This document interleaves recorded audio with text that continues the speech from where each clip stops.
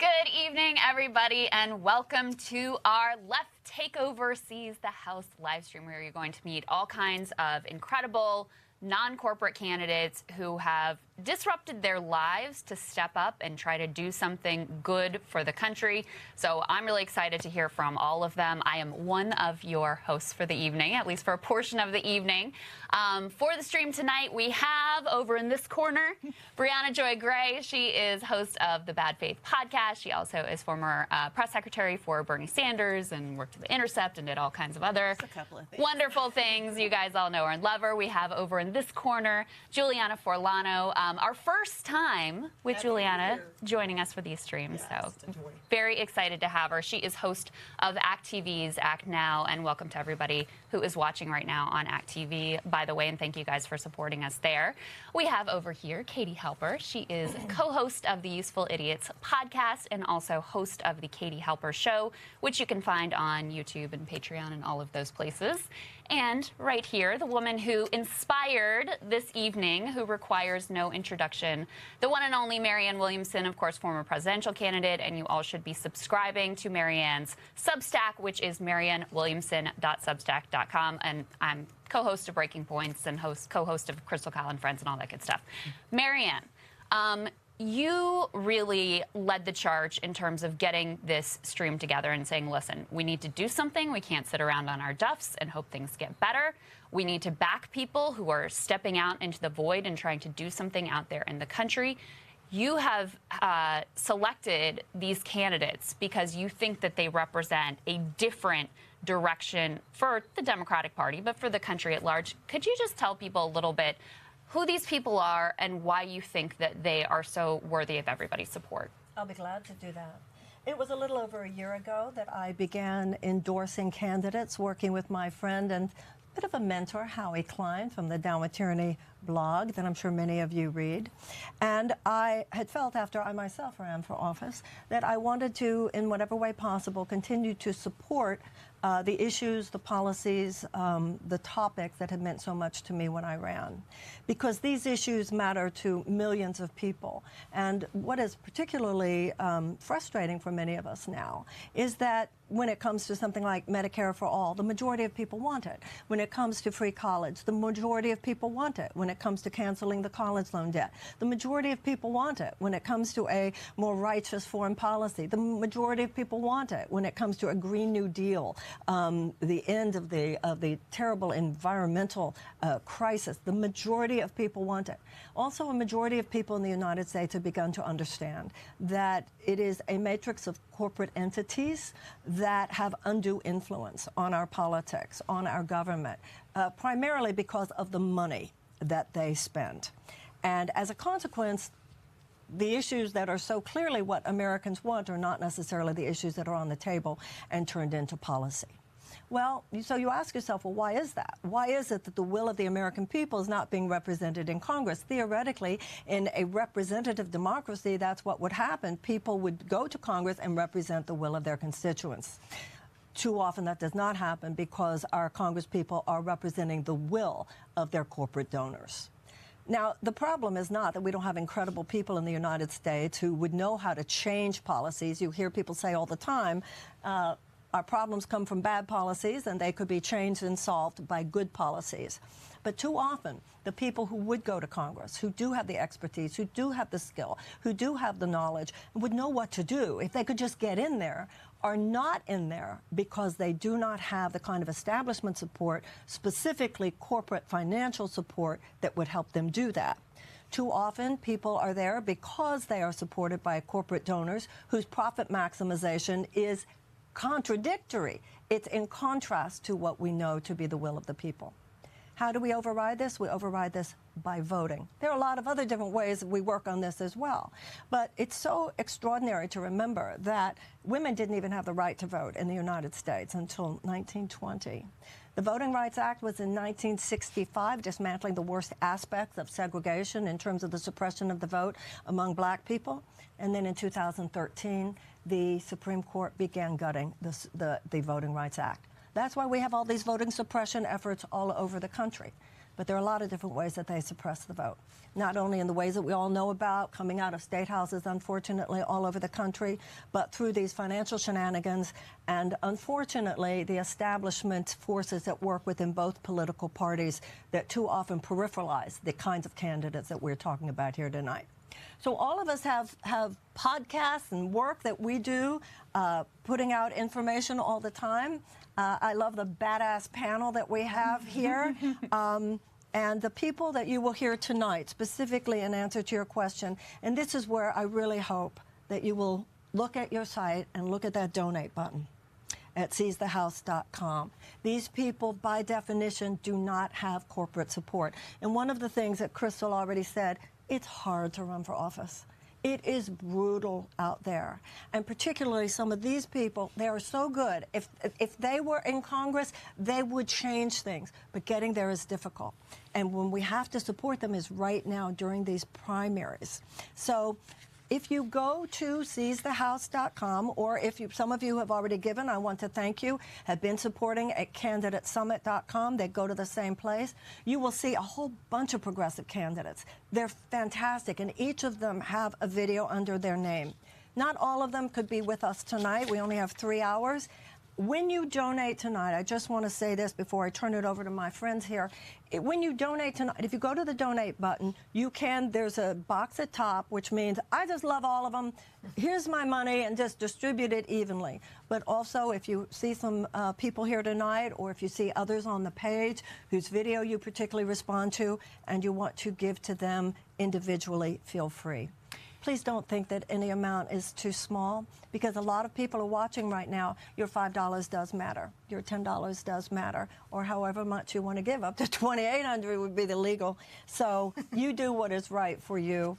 Anything you give is appreciated. And I think when you hear these candidates tonight, you'll know why all of us have faith that if we get them to Washington, they'll change this country. And I do think it's important, one thing you said there, which is that there are a lot of other this is not a comprehensive list tonight that you're going to meet of the great candidates that are out there. These are just the number that we could fit into this live stream. Bree, I wanted to ask you, we have all had our political hearts broken more than a time or two at this point. And there are a lot of folks out there, some of whom may be watching the stream right now, who say, you know what, I just don't believe this is going to work. I don't think it's going to matter. I don't think it's going to change. I believed in the squad. They haven't, we just saw AOC this week, unwilling to even say a word against Nancy Pelosi in an interview. I just don't know that this direction is a fruitful use of time. And some people would even go further and say, in fact, by even backing people in Democratic primaries, you're sort of bolstering the Democratic Party and channeling people into a Democratic Party that does not deserve their support. So let me ask you personally, because you're sympathetic to that viewpoint, why are you here? Well, that's a $64,000 question, $100,000 with inflation. And, it's something that I think the candidates are going to have to answer as we talk to them tonight. The refrain that we've gotten, and I will say, you talked about heartbreak. I was covering the 2018 midterms for The Intercept. I was there the night that AOC unexpectedly won her primary in a huge bar in Queens that was empty with maybe 20 people in it, and suddenly was packed to the gills with Cynthia Nixon and all these cameras and everything. And it was exciting. We really thought things were going to change. I was on the bandwagon, right?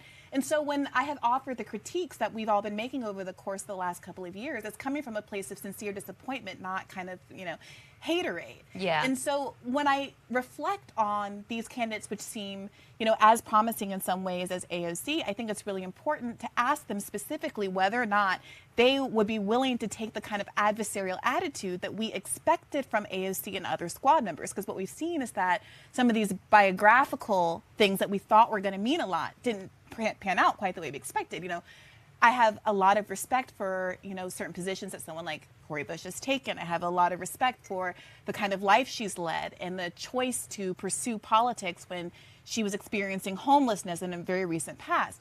At the same time, we know that is not a one-to-one ratio in terms of how they're actually going to behave when they're in the House. So I think of this Livestream is an opportunity to ask the questions that I think a lot of viewers have on their minds, and to hear what some of these candidates think about how elected Congress people are behaving now and what they would do differently if they were in their shoes. Yeah. What do you think, Katie? Well, I think that, you know, we live in a particular system. I think that none of us here, sitting here, would say that that it's controversial to say that there's a lot of moral compromises that we see our politicians making, that they've made some disappointing decisions. I think that's obviously true. The question is, what is to be done about it, right? Yes. And you know, I'm not opposed to third parties, but I don't see anything right now that's a viable alternative to trying to work an inside and outside strategy, right? So we do it. Nothing's going to be solved through electoralism only, right? We know the famous FDR quote, apocryphal though it may be, of "Now go ahead and make me do it," which he said to A. Philip Randolph when he wanted like labor rights and civil rights to be passed enacted by FDR. The truth is, I understand there's a lot of frustration. I don't know what the alternative is. I totally respect people saying that they're going to put their time, money, and effort into things that are not electoral politics. That's everyone's right. I certainly think that these things can't act in a vacuum. If you don't have the movements forcing politicians' hands, nothing will get done. But it certainly makes a difference when you have the politicians in there whose hands are cleaner than others. So that's kind of how I see it. And I think that if people, again, if you don't believe in this, then you should be doing a stream about some kind of collective other projects, organizing mutually. Yeah. You know, And I will say, I'm a strong supporter of third parties. People have heard me talk about it. Yeah. We've talked to Jill Stein on the show, Andrew Yang on the show, talking about the Forward Party, and on and on and on. And I think it can be a both and, especially as those third party efforts are getting off the ground. And there are candidates, at least one candidate tonight, who previously ran not affiliated with the Democratic Party, who is now running as a Democrat this time. And I look forward to asking her what that decision making is about, because you know, I've had people on my show who've said, I would love to run third party, but here are the specific barriers to entry that I experienced as someone who isn't running as a Democrat. My inability to collect money through Act Blue and all these other kinds of things that are disadvantaging candidates that are already at a disadvantage because they aren't taking these corporate funds. So it's a difficult question. It's something that I'm wrestling with, how much to invest personally and financially in different kind of candidates. But I don't think inaction is the best course of action. Right. And so I hope that people are able to vet and consider what their options are via this panel tonight. I think that's really well said. We don't have the luxury of inaction. I mean, we don't have the time to wait around and hope that there are better alternatives available. These are the pathways that are open right now where we can get some people who would participate in this conversation and have the very same viewpoints and the very same skepticism. Yeah. And Juliana, I would say that, you know, we have had, I don't want to say that it hasn't mattered at all that the squad has been there. When Cori Bush slept out on the steps of the Capitol and forced the extension of the eviction moratorium, we see, I think, pretty regularly on foreign policy, some courageous voices that were never there in the past when it comes certainly to Yemen, when it comes to Afghanistan and other issues. But I actually think if you want to look for an example of where electoral politics really made a difference, look at the Tea Party. There's no reason that leftists in Congress can't have the same sort of willingness to buck the media, buck leadership, force them to do their bidding as, you know, the jerks who got elected during the Tea Party, which happens to be when I ran for Congress. Absolutely. And as someone I respect greatly said, the people who are in, the people who these folks are running against need to be replaced. And that is a direct Marianne Williamson quote. It's you know, we've been pushing them. I cover a lot of activist movements, activism on the ground. We've been pushing the people who are in there, and we need people who are in there who understand what activism is, takes it seriously, and are willing to be pushed. Yeah. Well, you know, if you look at Black Lives Matter movement, it's the largest protest movement that's ever existed in the history of our country. And it has not been followed by one major fundamental legislative change. So a lot of these people aren't pushable. I mean, as long as you have the kind of undue influence of corporate money that you have in our Congress right now, people, a lot of these people who are there, particularly these people who have been there for 10, 20 years, they don't really care that much how much pressure is being placed upon them, because that's not the pressure that they're responding to. They're responding to the pressure of the corporate lobbyists that are in their office all day, every day. And I think what Crystal just said is so important.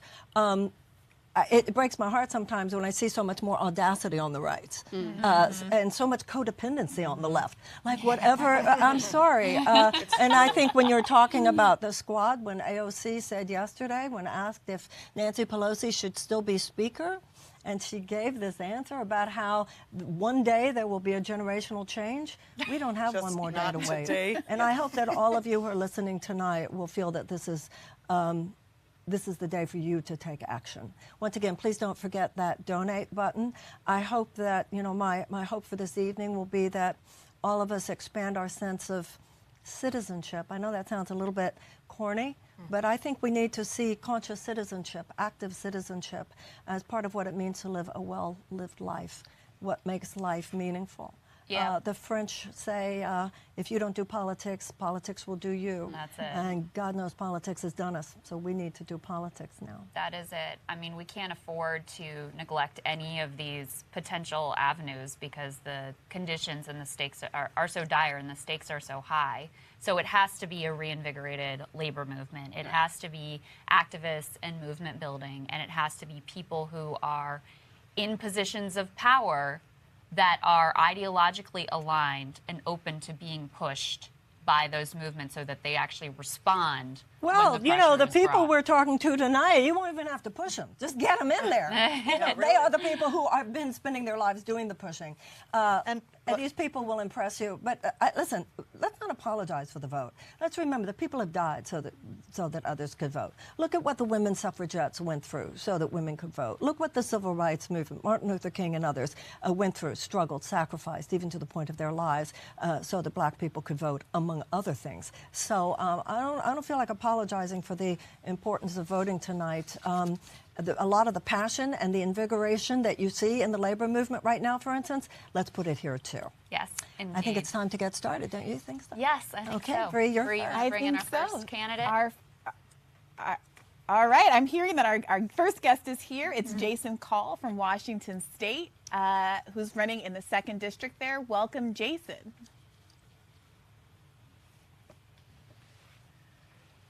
Jason, we need Can't some hear. sound. I could kind of lip sync that it's a pleasure to be here, and I'm really proud of myself for being able to figure out what Oh, you no. said. Okay, there you go. All right, we can hear you. Are we back? Okay, good. Thank goodness, because I thought we had it all worked out. Brianna, we met each other in the parking lot of Nina Turner's campaign. That's right. So it's a pleasure to talk to you again. So I hear you've got questions for me. I'm excited to talk about my campaign.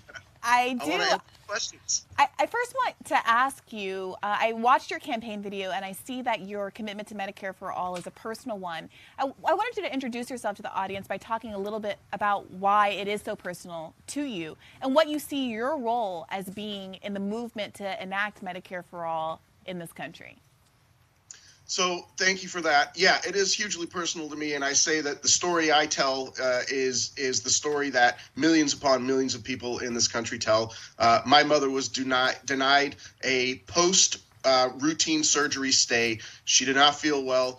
They wanted to send her home. She didn't want to go home. She ended up being forced to go home, collapsing, going back in the hospital. And the last 10 years of her life were she couldn't work. She spent months in an induced coma, had to learn 2 years to learn to walk again. And then she went from being a working woman who had a good quality of life to having the last decade of her life, really essentially ruined by the insurance industry. And I don't ever blame hospitals or doctors or nurses. They are the real caregivers in this country. They are providers. The insurance companies are simply parasites who are there to profit off of suffering. And I want to shut them down. The reality is I support Medicare for All. At the federal level, we do not have enough support. The person I'm running against in Washington's 2nd District has said over and over and over again, he will not support a single payer system.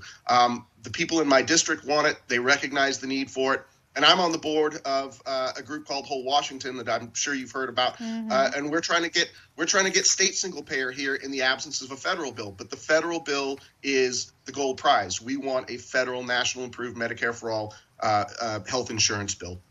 So I just interviewed actually Ash Kara for our show tomorrow, and I was asking him what happened with the state Medicare for All bill in California. And an interesting point that he made was that there were only 2 assembly members in the state that didn't take corporate money. And I was shocked because California is what we think of as, the most progressive state in the union. And I wondered if you could speak to who your opponent is taking money from and what role you think that's playing in not having these bills pass across the country. Well, the first thing I want to do, if anybody really wants the deep, dirty story about the incumbent I'm running against, go to my website, callforcongress.com, look at the Rick's Receipts tab. My team has done gold standard opposition research on the incumbent. He's been the incumbent in this district for 22 years now.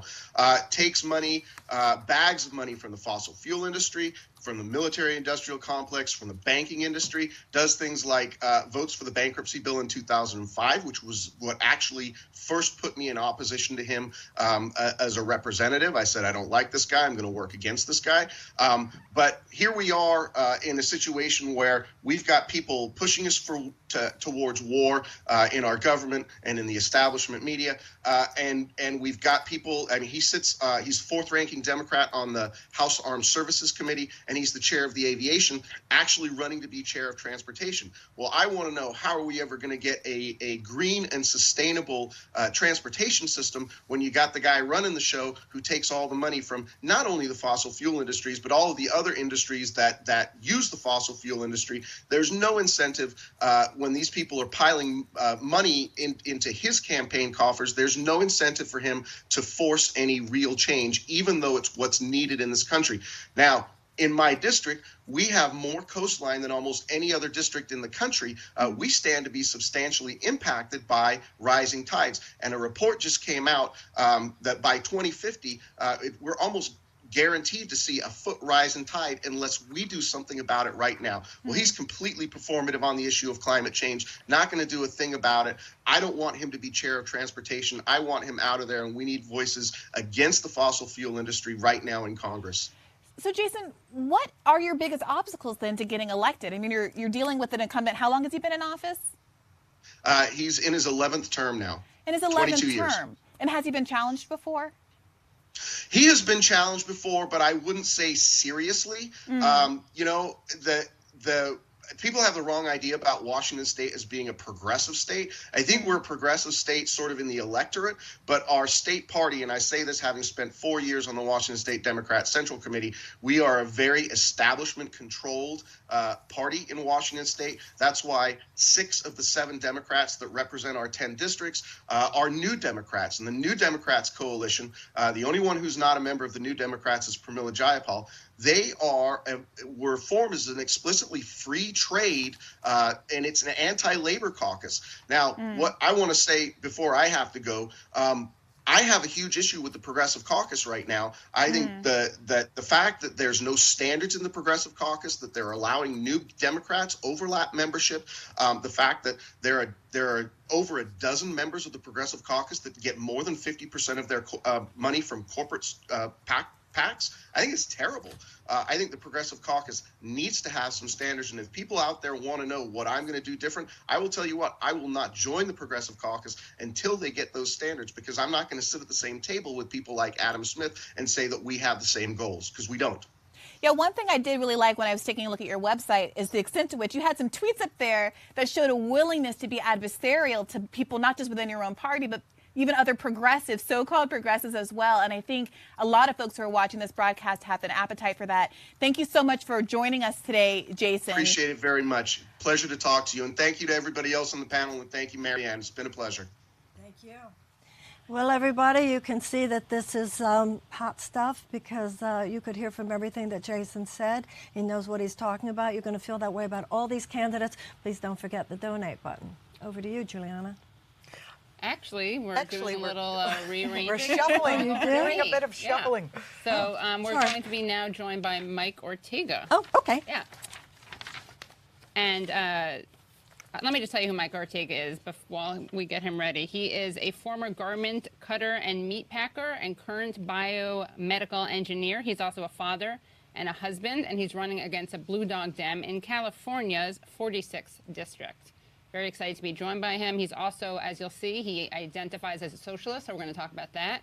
And as he's getting ready, just one other thing I wanted to add is that I think that I'd much rather be disappointed by more progressives in power Yeah, exactly. than try Thank you. to act within the world in which we live right now, where there aren't that many. I feel like we've skipped a step a little bit. And even, even people who, not to sound like a Leninist, but even if you have that perspective, there is something that's known as a political education. And in order to even learn that electoral politics aren't the way forward, we have to go through the step of having more progressive elected. As Then you Lenin can himself say said, that's, or Yeah, from within. friends of mine who are very critical of electoralism right now, many of whom shows you probably watch, often note that they were radicalized through the Bernie 2016 or 2020 campaigns, and that they will acknowledge that they learned a lot about what to fight for and how to fight for it through those processes. So even though I have a lot of respect for people who say, maybe I don't want to even give money, that's a very different thing from divesting from the process and following and getting to know these candidates. So I'm glad we're all here. Yeah, I would definitely agree. And without any further ado, let us bring on to the stage, virtual stage, Matt Ortega. Thank you so much. Mike Ortega. I'm a little nervous. The order got overthrown. Freudian slip. I wish the order got overthrown, actually. Yeah. Can you tell us, you identify as a socialist. What does being a socialist mean to you? And how does that shape your politics? And is that something that resonates with your community? Being a socialist to me means that you fight for working people, you fight for middle-class families, and you absolutely reject working for the corrupt ruling rich. And so really it's about power in the hands of people. I think that message is doing really well in our community. There's a lot of pundits, academics that try to say, hey, in a majority Latino district like yours, they're not progressive, they don't have all these high ideas, they're not woke. The reality is that those people are sitting behind their desk for too long in their offices. Working people want to hear a politician step up and actually address the struggles they're facing on a day-to-day basis. They want to hear somebody that's willing to fight for their access to healthcare, somebody that's willing to fight against the rich and powerful, because they're fed up both with Nancy Pelosi and with Mitch McConnell. And they want to know that they're going to be able to support and be a part of something different. So no, working people don't have a problem with socialism. To be honest, none of them know what it even means. But when they meet our campaigners, when they meet us, when they meet me, they're happy about the message we're bringing. And can you tell us about your opponent, who you're running against? Sounds like a great we're running guy. against, we're running against Lou Correa, who's a Blue Dog Democrat. He's member of the Homeland Security Committee. He is a big supporter of U.S. militarism abroad.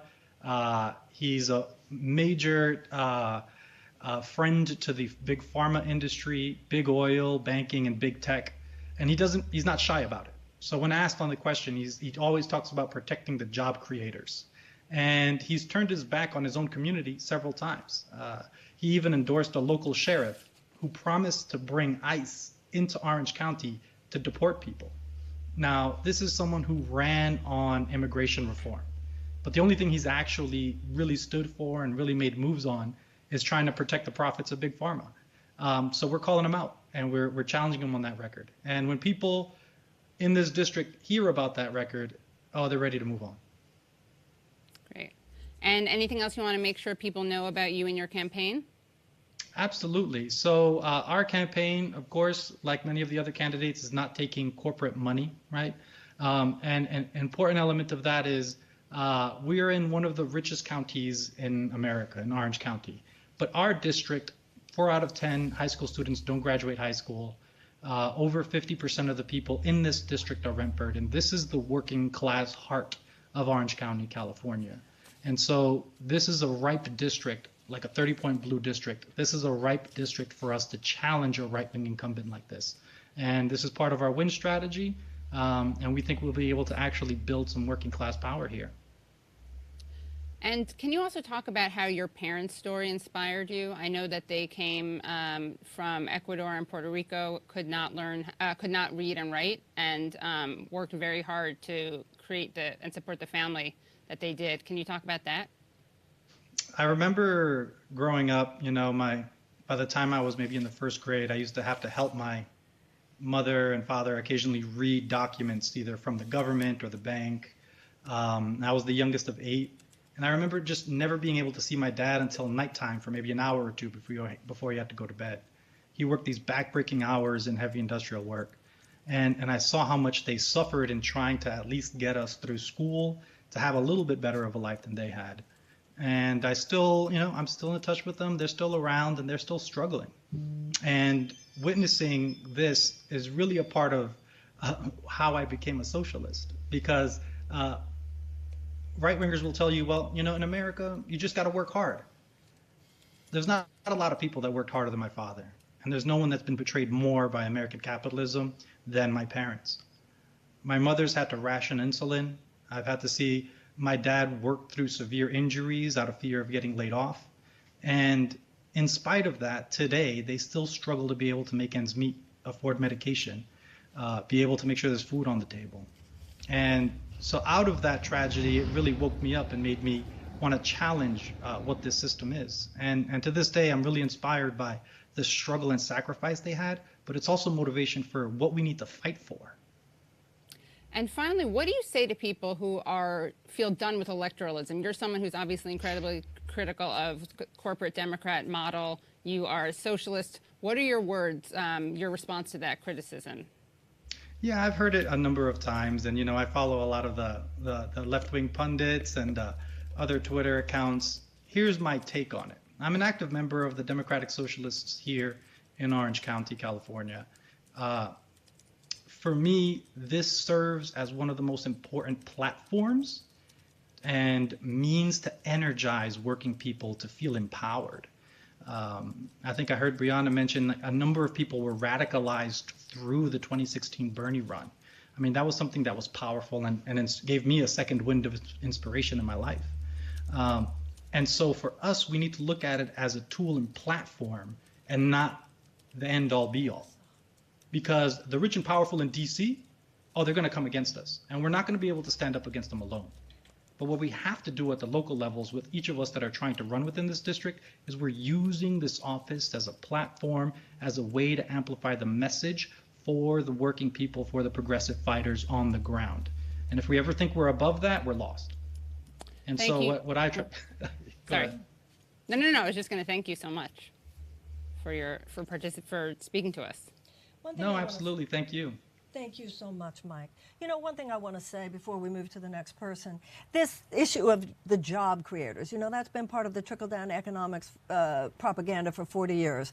The income inequality that has been created in such a large part by a change in the tax code, the stockholder capitalist model that if you just give money to the job creators, give money to the people on top, and then all those jobs will trickle down, the money will trickle down and lift all boats. Yeah. Well, obviously it hasn't. It has left millions and millions of people without even a life vest. But this issue of the job creators, it's important that everybody understands. If you look at the jobs created by corporate America, and then you look at the jobs created by small businesses, the number of jobs created by small businesses is just under the number of jobs created by corporate America. So that's one of the pieces of real total bullshit propaganda that none of us should buy into. Yeah, and I would really like to see the workers on those jobs start becoming the members of our government, because they have that inside track. They understand what people are going to. I'm sick of having people who don't understand what their constituents are going through or even what their lives are like in the least, trying to pretend there's some compassion there and, just taking corporate money and selling out. And that guy, it's like, I want to get up and go vote for that guy now. Mike is great. Everyone check out Mike Ortega. Yeah. Okay. Who was it that just woefully underestimated the price of the average house in New York City? Was it Eric Adams? Yeah. It was like... he doesn't even live there. Well, he spends so much on his vegan diet that it throws everything off. Fair enough. So, okay. Yeah. I know, but that was great. Thank you, Mike. Joining us next is Rebecca Parsons from Washington's 6th District. Rebecca, thanks so much for being here with us today. Yeah, thanks for having me. Well, Rebecca serves as a commissioner on the Tacoma Area Commission on Disabilities, and I just want to get right through. I think one of the things that shows who you are is what you did with the garbage collection around the homeless encampment. You didn't wait until elected officials went and did something. You just got the job done. Can you talk about what was going on and what you did there? Yeah, so last winter, a group that I helped start called Tacoma Housing Now, we did a lot of direct actions. We went into an empty middle school, into an empty hotel, just to get people from homeless camps that we work with more housing. But one of the common complaints as well of people who are homeless, especially in camps, is that the city refuses to provide trash service to them. And so what we did was we took a cue from the Young Lords who did this back in the 70s. We went to the camps with two U-Hauls, two rental trucks that we had rented. We picked up over 100 bags of trash, mountains and mountains of trash, piled them into the U-Hauls, and then drove to City Hall and dumped it in front of City Hall. And then what do you know, a couple hours later, the city managed to take the trash away. And so it just shows that what is possible when you actually challenge the ruling elite, especially through direct action. And that's what I'm interested in combining. I've been hearing the discussion even on this call and many other calls as well about is electoral politics worth it anymore? And no, it's not the way that we've been doing it where it's solely electoral, but direct action does get the goods. I have seen that personally. And if we can combine a seat in Congress with direct action nationwide, I think we can achieve some real results. What kind of pressures do you anticipate coming at you, or what has already come at you from the forces that would keep you or people like you out of office? Well, my opponent and his supporters have spread smears about me, made up things. The state party has blocked me from using certain tools that I need to run. And it's also, there's been a media blackout locally. During the last campaign, not a single newspaper wrote about me. One did at the very, very end, but I was running for over a year. They wrote an article about a man who was thinking about challenging my opponent, and then they wrote an article about how he was no longer thinking about challenging the opponent, but they never wrote about me, the woman who was actually challenging the opponent. And I was actually, when I started, the first woman to ever run for the seat. And we never have had a woman represent the seat. And so that, people talked about the Bernie blackout. Well, we see that locally as well. Media is very skewed towards incumbents and corporate interests. Talk about how you're getting the word out. How are you getting doing the it? word out? Yeah, well, like last time we made over 900,000 calls, close to 1 million. We'll definitely keep doing that. And then as the pandemic, hopefully, fingers crossed, things continue to open up and it's safe to do so, we'll be doing a lot of canvassing and reaching out to voters one-on-one. Last time we would speak with people on the phone who said, you're the first political campaign that has ever reached out to me. We got a lot of support from seniors across the district. So this idea that, progressives can only get elected with young people. Yes, young people are important, and renters, that's who we're reaching out to, but also seniors who are trying to scrape by, rationing their medicine so that they can afford their rent, or cutting back on food so that they can afford their insulin, that kind of thing. So it's really a multi-generational, multiracial coalition across the district. It's absolutely sickening that that is even happening. Will you have an opportunity to debate your opponent, and when is the primary? The primary is in August. It's a top two or jungle primary where everybody runs against everybody else. Same system as in California. And I'm not sure if I'll have the opportunity because last time my opponent refused to debate me and didn't even acknowledge the campaign publicly. And so we'll see what happens this time, but we are able to get the word out there and let people know that, hey, this guy, he has been in office for almost 10 years, and he's a Democrat, but GovTrack ranks him the 15th most conservative Democrat in the House. He joined with Republicans to sign a letter calling for Social Security cuts. He opposes Medicare for all and the Green New Deal. And in a district that's been blue for over half a century, there's really no reason for us to be represented by somebody so conservative, especially in a progressive district like this that went for Bernie in 2016, and Bernie came in a very close second to Biden in 2020. So this district is really ready for something new. Well, we are happy to support you here, and I hope everyone watching will go to our site and support you. Go to your site, go to the site that's collecting here. I want to get on to a couple more questions that I have for you.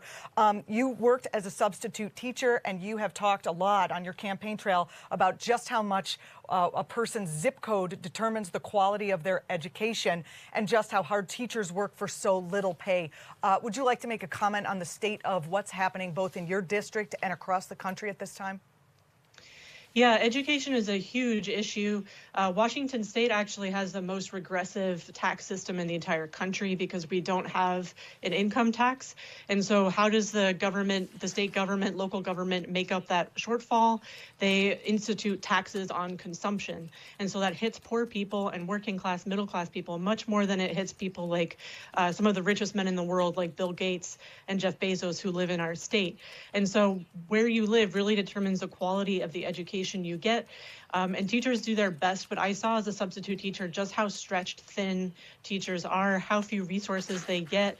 And many teachers have to have second jobs. We're heavily unionized, one of the most unionized states in the country, very strong teachers unions here. So teachers are better off here than maybe in some other parts of the country, but there's still a lot of work to be done. And in other parts of the country, teachers having to work second, third jobs just to get by. And then meanwhile, students receiving very different levels of education based on the income level of the zip code that they live in.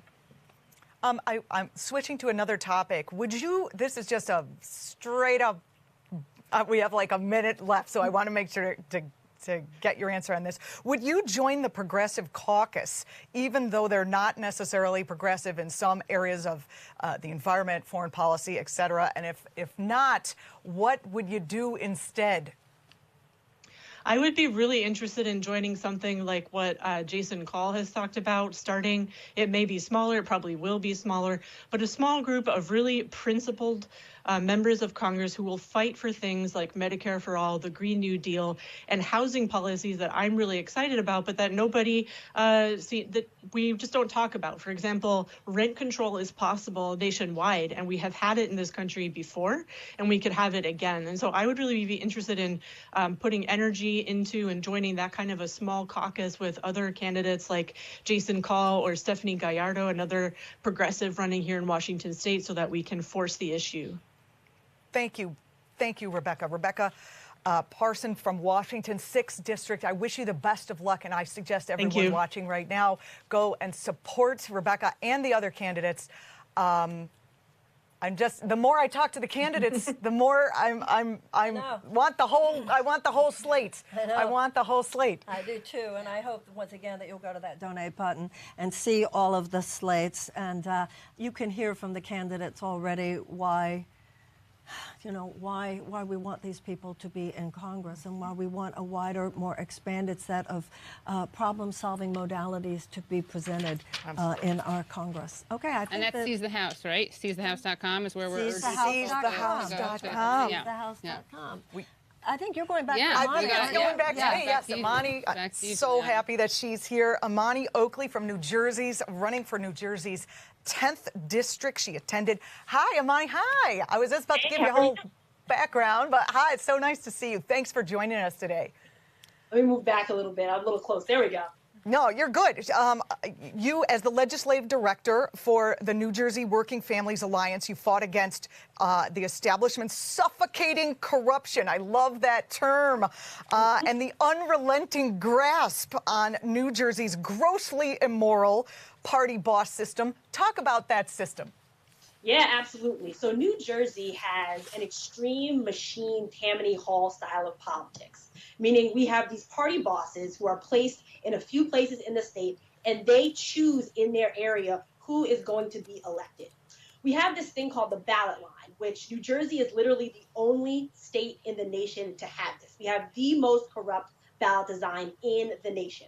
And what happens is the party bosses put elected officials or potential elected officials and candidates in one long column. And they put them under a really popular name. So they'll be under like a Cory Booker or a Joe Biden. And what this does is it tricks voters to just go straight to that column and vote straight down because all they see are Democrats.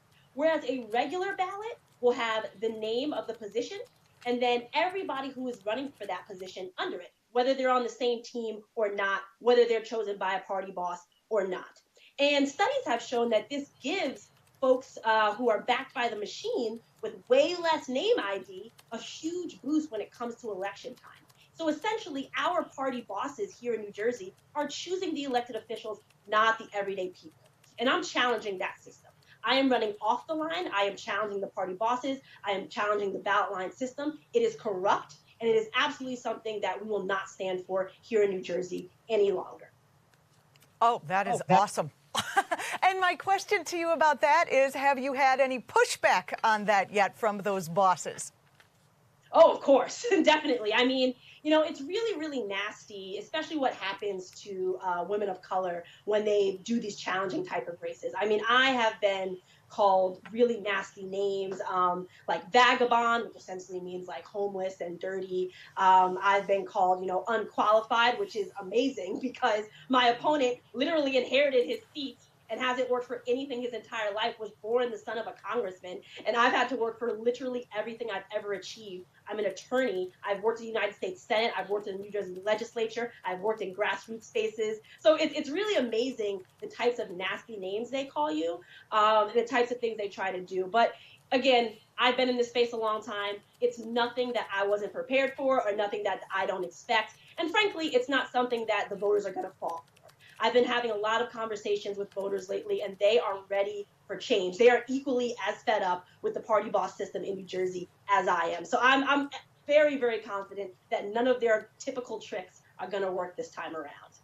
I enjoyed learning about the fact that the incumbent just basically is the son with the same name as the guy who was in for a while, and he's not doing anything useful. In fact, he takes tons of money from big polluters. Is that accurate? Very accurate. He's taken money from ExxonMobil. He has taken money from several oil pipeline PACs. And it's not just mega polluters, but it's also other bad actors. He's taken money from Raytheon, which is a weapons manufacturer. He's taken money from the same realtors PAC that tried to stop Elizabeth Warren and Cori Bush's eviction moratorium during a pandemic. He's taken money from Wells Fargo, so people who have been doing predatory lending for God knows how long. I mean, this guy really has no scruples when it comes to who he will accept money from and who he will allow to control him in Congress. Are you seeing evidence that the people in your district are waking up to the big difference between you, a candidate who is not taking corporate donations, and your corporate Democrat that you're hoping to replace?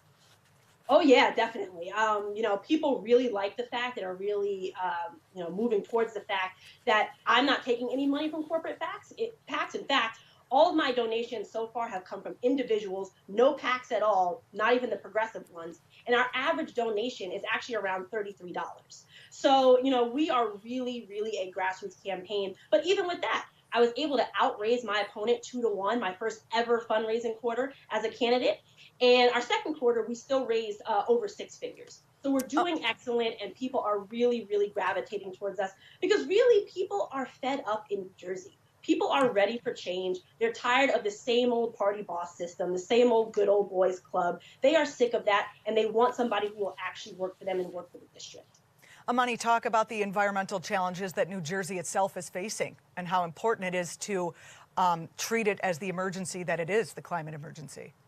Yeah, for sure. So we actually have some of the highest rates of childhood asthma in the nation due to high levels of smog. You know, where I am in New Jersey, we're very, very close to the city, actually. And so, you know, people tend to drive as opposed to taking public transportation because our public transit is not efficient and it is not green.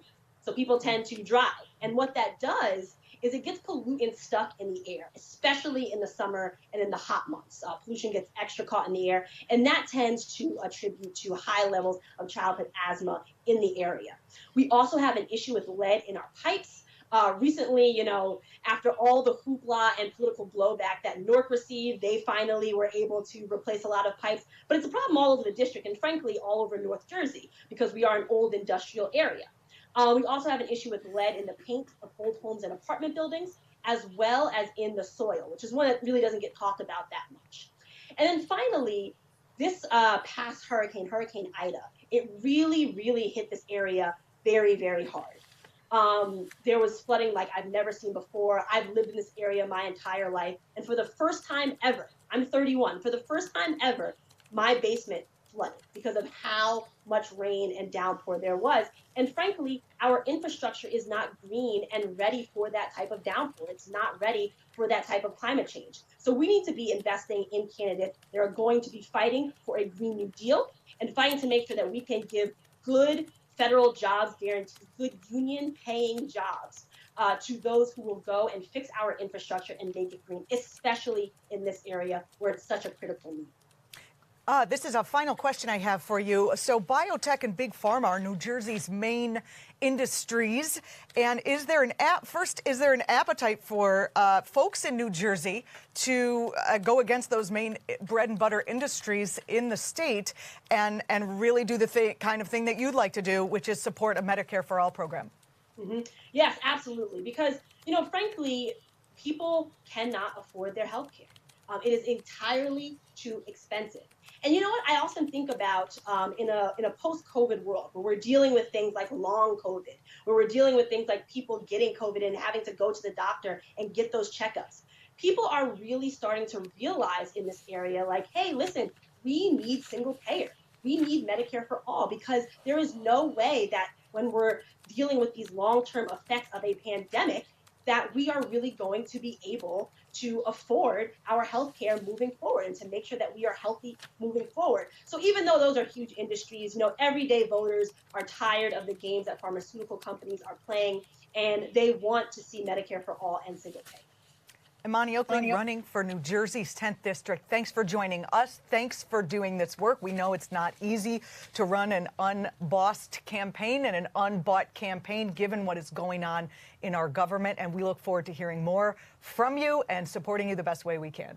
Thank you so much for having me. Every time I talk to another candidate. I know, they're so great. I know. They're great. I know. If you think about what this country would be like if we had more people in Congress who are like the candidates that we have here tonight. And remember, the candidates on our list at seizethehouse.com are not the entirety of all the incredible progressives who are running around the country, but they need our support. Imani was just talking. Others have talked about how their opponents have gotten money from banks, insurance companies, defense contractors. How surprised can we be? If somebody's gotten huge donations from a defense contractor, then of course they're going to be more likely to vote for these huge, obscenely gargantuan defense budgets. But the people that you're hearing tonight are people who would change these things. They would bring the priorities that actually represent the will of the American people in poll after poll. So once again, please don't forget the donate button. Let's do what we can to help them get there. Another reason it's important to elect progressives is because it changes the notion of what's politically viable and popular, right? We know we've been bamboozled by political and media elites into thinking certain policies are fringe. We know that's not true. And then seeing this reflected in politicians, people become aware of the fact that it's not just a fringe thing for politicians either. So that's another reason. And speaking of which, I got to bring in this next guest because he's one of those people who's going to make a big difference. And he's one of my guys because we're all assigned different people. We're so excited. Sergio Accubillo is a husband, father, immigrant poverty law attorney, and he's running for Hawaii's 1st District. Welcome. Hi, everyone. Hi, Katie. Aloha. Aloha. A lot of people think of Hawaii as this kind of paradise, as a vacation destination. What are the struggles that working people in your district are facing, the challenges and struggles that they're facing, that you would be remedying and fighting for? A great question, Katie. I mean, from the outside looking in, people think we're living in paradise, right? Every day is a vacation. But in reality, we live in the most expensive state in the country with one of the lowest minimum wage ever. So, a lot of people are working 2 or 3 jobs. Even myself, even though I'm an attorney, I was working a second job in the evening just to make ends meet. I was working in a women's shoe department store, selling women's shoes. But that's the reality for so many people here in Hawaii. And for all the viewers that are listening, I want you to remember that next time you come to Hawaii, if someone's working at the hotel or someone's working in the tourism industry, just remember this is probably their second or third job for the day. And speaking of working hard, could you tell us about your opponent who, if he's working hard, he seems to be working hard to make the lives of people more miserable, not better. Can you tell us about your opponent who's a big blue dog Democrat? Yeah, so our current incumbent for this district, he's the co-chair of the Blue Dog Caucus. So I put a lot of blame on him if, with Build Back Better not being able to pass, because he was the one that was pushing for decoupling it from the infrastructure bill. He's born into wealth, born into privilege, completely the opposite of who I am and what I stand for. Even though we're both attorneys, we just completely fight for different, for different things. But yeah, Representative Ed Case, people know that people are starting to find out that he is not fighting for their best interest, and it's time for change. And what are the other unique challenges that you'd be focusing on representing the First District of Hawaii, specifically, for instance, how the pandemic has affected your district? Yeah, and this is what really brought me into politics to begin with the pandemic, because so much of our industry is focused on tourism. So when the pandemic hit, at the height of the pandemic, there were so many people that were unemployed, and they were waiting for their unemployment insurance benefits. So I helped organize a rally at our state capitol on behalf of these unemployed workers, fighting for their unemployment insurance. And of course, our state capitol was closed, but if you were a lobbyist, or if you were someone with power and influence, or if you were someone with money, of course you could go up there and speak with your legislators. And for me, that was just disgusting. And it infuriated me, and it just made me want to really put my name out there. And I'm going to continue that fight. And how has your biography, your experiences, how have they influenced your worldview and your campaign? I know that you lost your father from a young age. Your mother had an extremely hard experience also coming over from the Philippines. Can you talk about how that shaped your campaign? As an immigrant from the Philippines, I came to this country at 7 years old after my father was gunned down by a communist hit squad. My mom was 7 months pregnant with my youngest brother at the time. So she brought me here to the United States, left the rest of my siblings behind until she was able to save enough money to bring the rest of my siblings behind. But as a single mother raising 6 kids here in this country, I mean, I know how much work and effort she's put into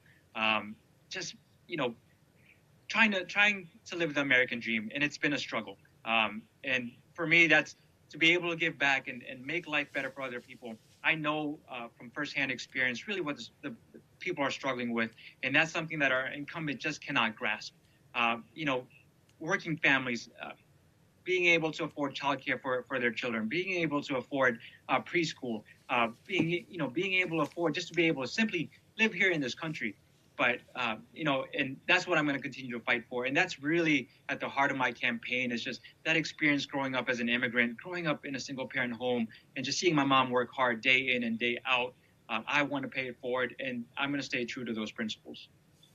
And so what are some of the things that you would work on first if elected? Well, one of the first things I would do, of course, is make sure that my staff, they have a living wage. So many people in D.C. are just barely getting by. But I want to set the example when I say that, I want to give a voice for the people. I'm going to not just say it, but actually do it. And that's going to start with making sure that, that my staff have a living wage. And second, I'm going to pick up the pieces of Build Back Better. With that thing just failing right now, there's so many things that can help people here in Hawaii.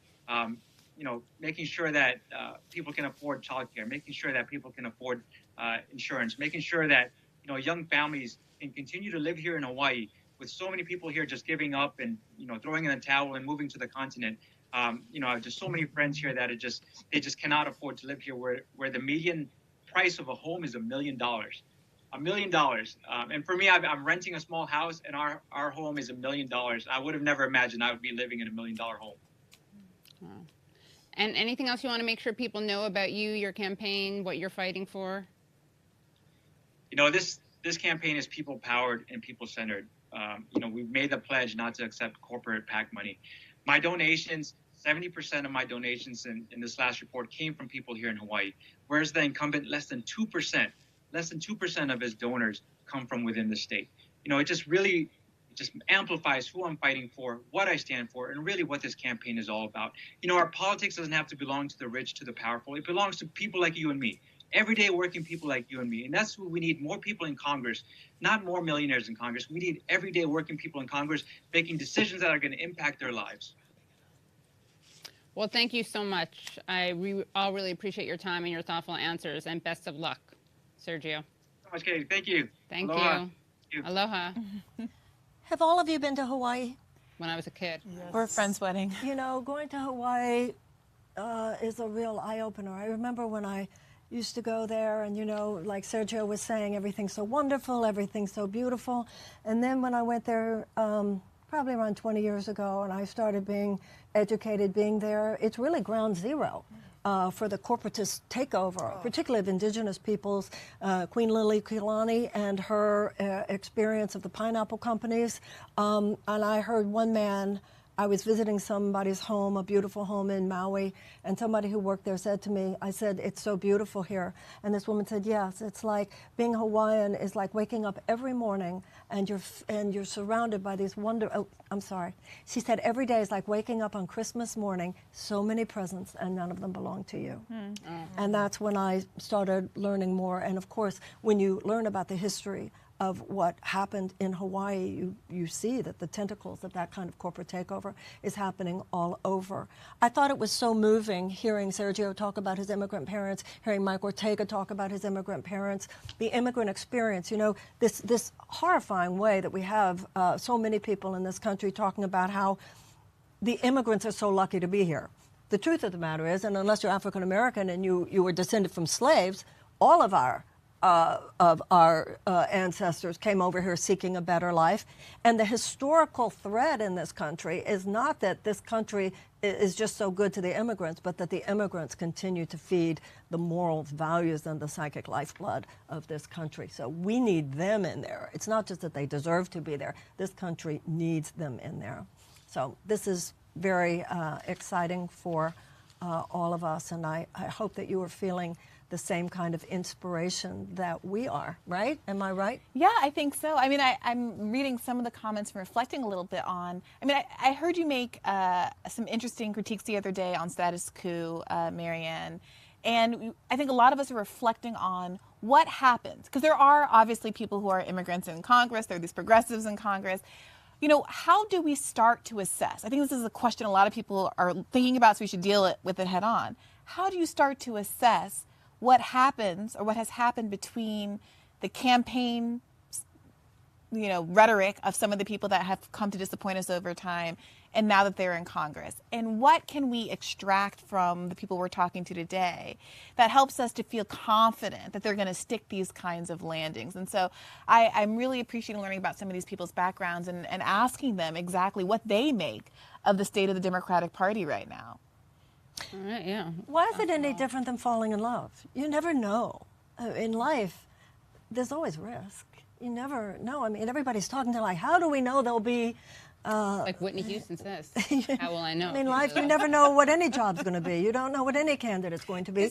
And even the candidates who don't disappoint you aren't going to agree with you about everything. I mean, how possible is it to actually be an elected official in the party system that we have and stay clean? Is that possible? Have we ever seen it happen? If we want to extend the dating metaphor, this is kind of like within the parties. We're creating a certain criteria. Like we're searching for certain criteria. Yes, and also I don't think anyone would here would say that there isn't such thing as a red flag. Right. Yeah. And I think on some level we're plumbing for red flags. Right, we're plumbing for red flags. Exactly. Yeah. Right. We're trying to find the most, qualified candidates to see if we should find the qualified candidates and hope. Speaking of qualified candidates, speaking of someone who we absolutely know will not disappoint us when she goes to Congress, is a friend. Not only she would have been one of the panelists tonight. You're probably guessing who that is. She would have been one of the panelists tonight. However, she decided to run. Come on. I'm sure you're guessing who it is. She made history in 2005 as the first African-American woman to represent Ward 1 of the Cleveland City Council. Again, in 2008 as the first African-American woman to serve as state senator in Ohio's 25th district. You can see her beautiful face there. You know she was the national surrogate for Bernie Sanders' 2016 presidential campaign, national co-chair for Bernie 2020, and as we know, not only a good friend to all of us here, but a good friend to everybody watching. Hi, Nina. Hi, Marianne. It's a pleasure to be with the ladies. It's so great to see you. And you're out there, and you're doing it again. First of all, I want to take a moment. You know, as I've said about all of these people, one of the reasons I feel so strongly about this night is because I know how hard it is to run. You have really taken it. I tell you, one powerful woman, and people see your power, and some people just applaud you up the sky, and other people, because of your power, want to do what they can to stop it. This is the story of the woman in America, a story of a black woman in America. Tell us how it's going. Tell us what you want to do in Congress, and tell us how we can help you. Well, thank you, Marianne, and to all of the wonderful hosts of Seize the House. I just appreciate the vision that you all had to put something together like this and to invite me into this particular moment. For me, I'm a missionary. I'm on a mission. This mission has to do with humanity, and that's why I call myself a hell-raising humanitarian. I want to push the body politic in this country to bend towards the will and the poor, the working poor, and the barely middle class for a moment. Can we just center the people who need it the most for the moment and not put people out of power? They're always in the country, and other things fell apart. Do that more progressive, and I Is get it the just me? frustration. No, Marianne, I think. Oh, so sorry, Nina, honey. Okay, they're going to work. I know we are reconnecting right now, so I know all of you want very much Everyone, to I hear what know Nina Turner has it's to say. torture to start hearing Nina's words of wisdom and inspiration, and then but luckily there's a lot more where that came from. We could continue the metaphor. It was dating metaphor. Nina interrupted us. Dating. All right, yeah. Nina, right? She's the belle of the ball. What happened? Where'd you go? Yeah, exactly. Yeah. Nina really is a big woman on campus. Yeah. Okay, well, we're told she's coming, but any of us could. That's why you got to have a lot of fire. Sing her praises until she comes back. Okay, we got her. Okay. We don't have her yet. We don't have her yet. She's on her way back. This is how they get you. They keep you on your toes, right? You have to play rough. Play hard to get, and that's why we're so enthralled. Well, we did just do a dating episode of the podcast, but let's not do a part 2 just yet. I will say that, I felt very, very lucky to be able to cover some of Senator Turner's race this August in Cleveland. My family's from Cleveland. My mom's about to move back home in a month or so. And I'm really excited to see how it goes down this time, because there's been some redistricting that's favorable to Senator Turner. I think that there were some, scheduling changes that happened very last minute that got them a little behind the ball in the advertising game. And I think this time around, there's a lot more that they can anticipate. And I think folks who might be feeling a little like, oh, didn't we just have this bite at the apple, should feel heartened by the fact that there are real circumstantial differences here that make this race a very different one. And I'm sure Senator Turner will tell us more about that. Unfortunately, the connection with Nina has been lost for a few minutes, I connection. guess, so No, we but won't be we're able gonna to hear her get now. her But just in case, I know she had another fundraiser she had to go to in California. Just in case we can't get her back tonight, obviously still do what you can to help this woman get into Congress. Boy, we need her. Boy, we need her. Go to the donate button. Go to Nina Turner. Go to her site. Do what you can. I'm going to throw it back over to Juliana right now, because the next candidate is great also. Connecticut, right? Yes, I lobbied to be the one who got to interview. She's a corporate lobbyist. I'm a corporate lobbyist. I'm a candidate lobbyist because if elected, this next candidate would be my representative. I'm in the district. Muad Hrazy, first-generation American, one of 6 children, was born to Libyan parents who came to America as asylum seekers and settled in my home state of Connecticut. Welcome to the program. Thanks for being here tonight. Thank you for having me. I'm thrilled to be joining these awesome cast of hosts. So, yeah, thank you. As I was getting to know you by doing my research, I'm like, I got to sign up to help the campaign. I'm just down the road, so you'll be seeing more of this face when I get home.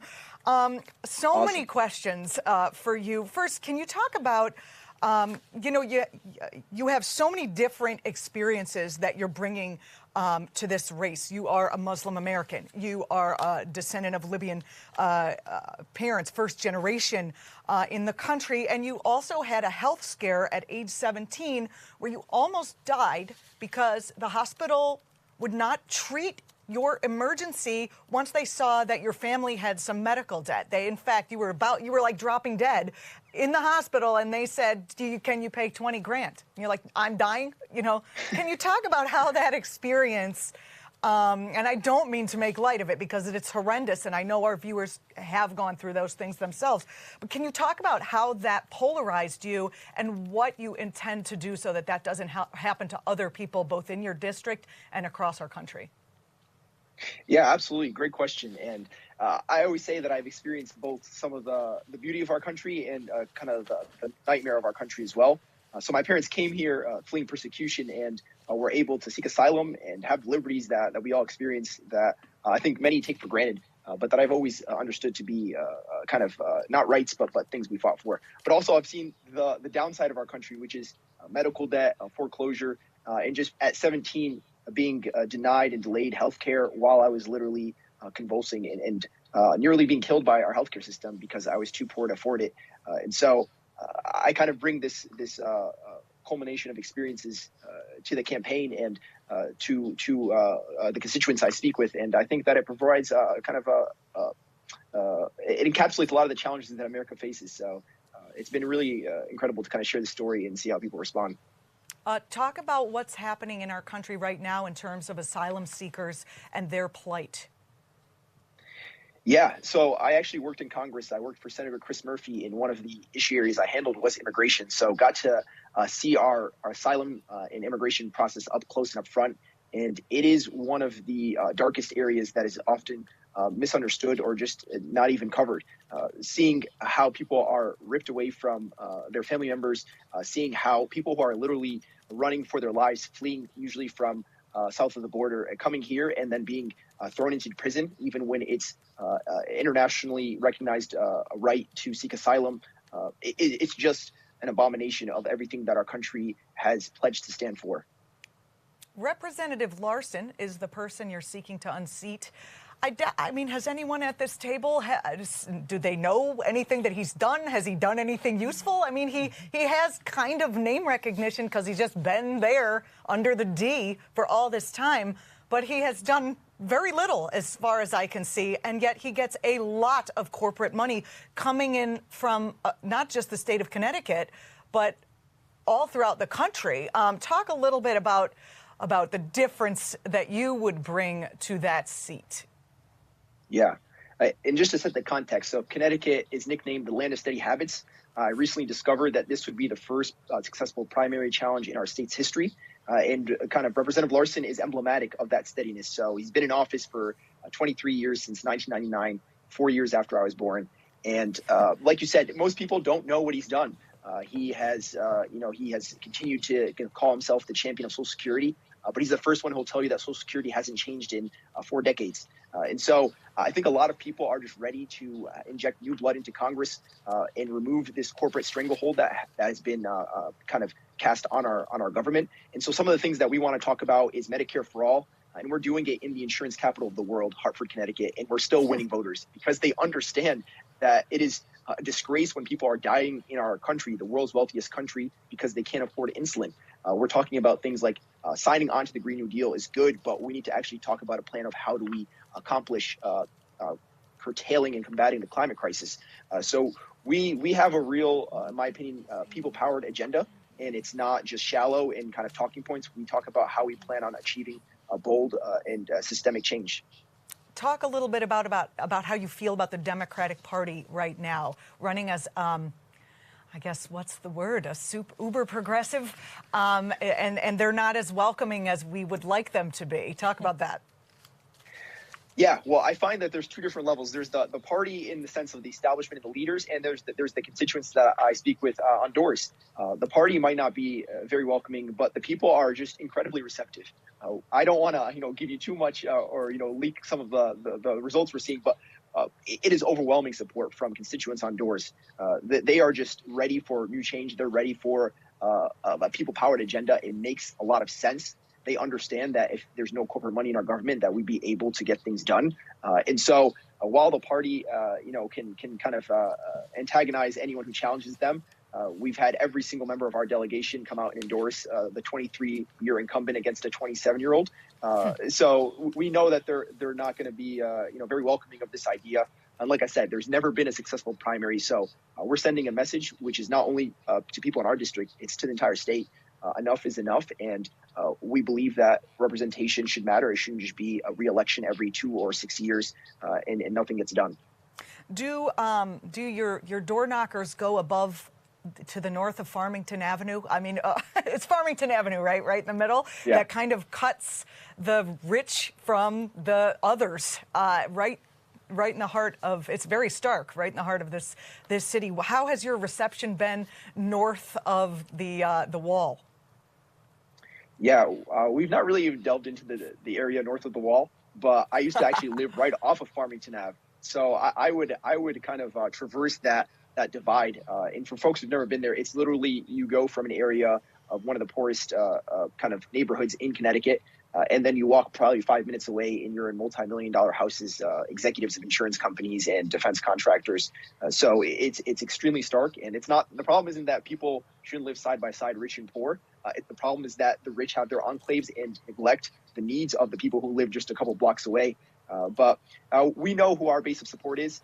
There might be some folks north of Farmington Ave, but we are going to start off with the people who are probably closest to the pain and are most deeply desiring change.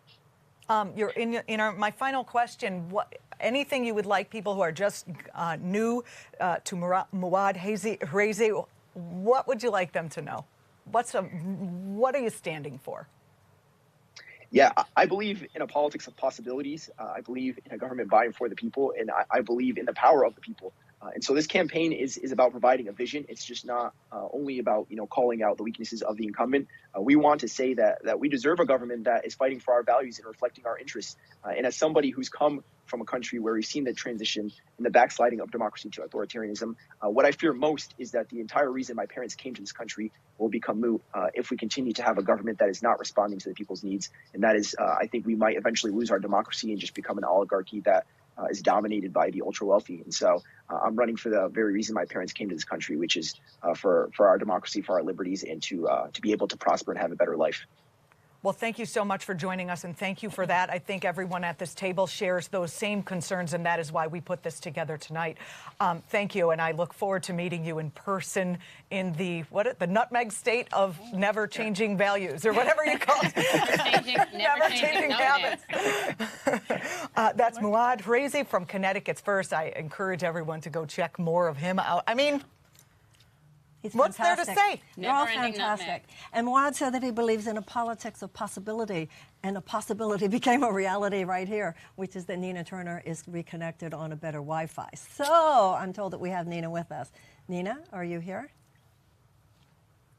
Hi, how are you? Good. Yes, the possibilities of finding better Wi-Fi. So, Nina, tell us, when you're in Congress, what are things going to look like? Ooh. What are you going to do? Well, I'm definitely going to take this hell-raising humanitarian spirit there with me. And certainly I understand in serving in a body. I mean, I served in the Cleveland City Council. I served in the Ohio Senate. When you serve in a body, you're serving with other folks. But there is a spirit, an attitude that must percolate through the halls of Congress that does declare that we must push policy, that the policies of this nation must bend towards the will of the poor, the working poor, and the barely middle class. So I'm going to stand up for those people who are the disfranchised, the dispossessed, the forgotten, with a fervor. It's going to be as if somebody's in the middle of the ocean saying, hey, come save me. And the question becomes that if you are in the middle of that ocean and you're about to drown, who do you want to come to save you? The people that clutch the pearls and tighten their tie? Or do you want the type of people to come out there to save you who are going to radically come out there to save you? I believe that if somebody's life was on the line, they want the person who's going to radically and not ask for permission come out there to save them. So, baby, I'm bringing the heat.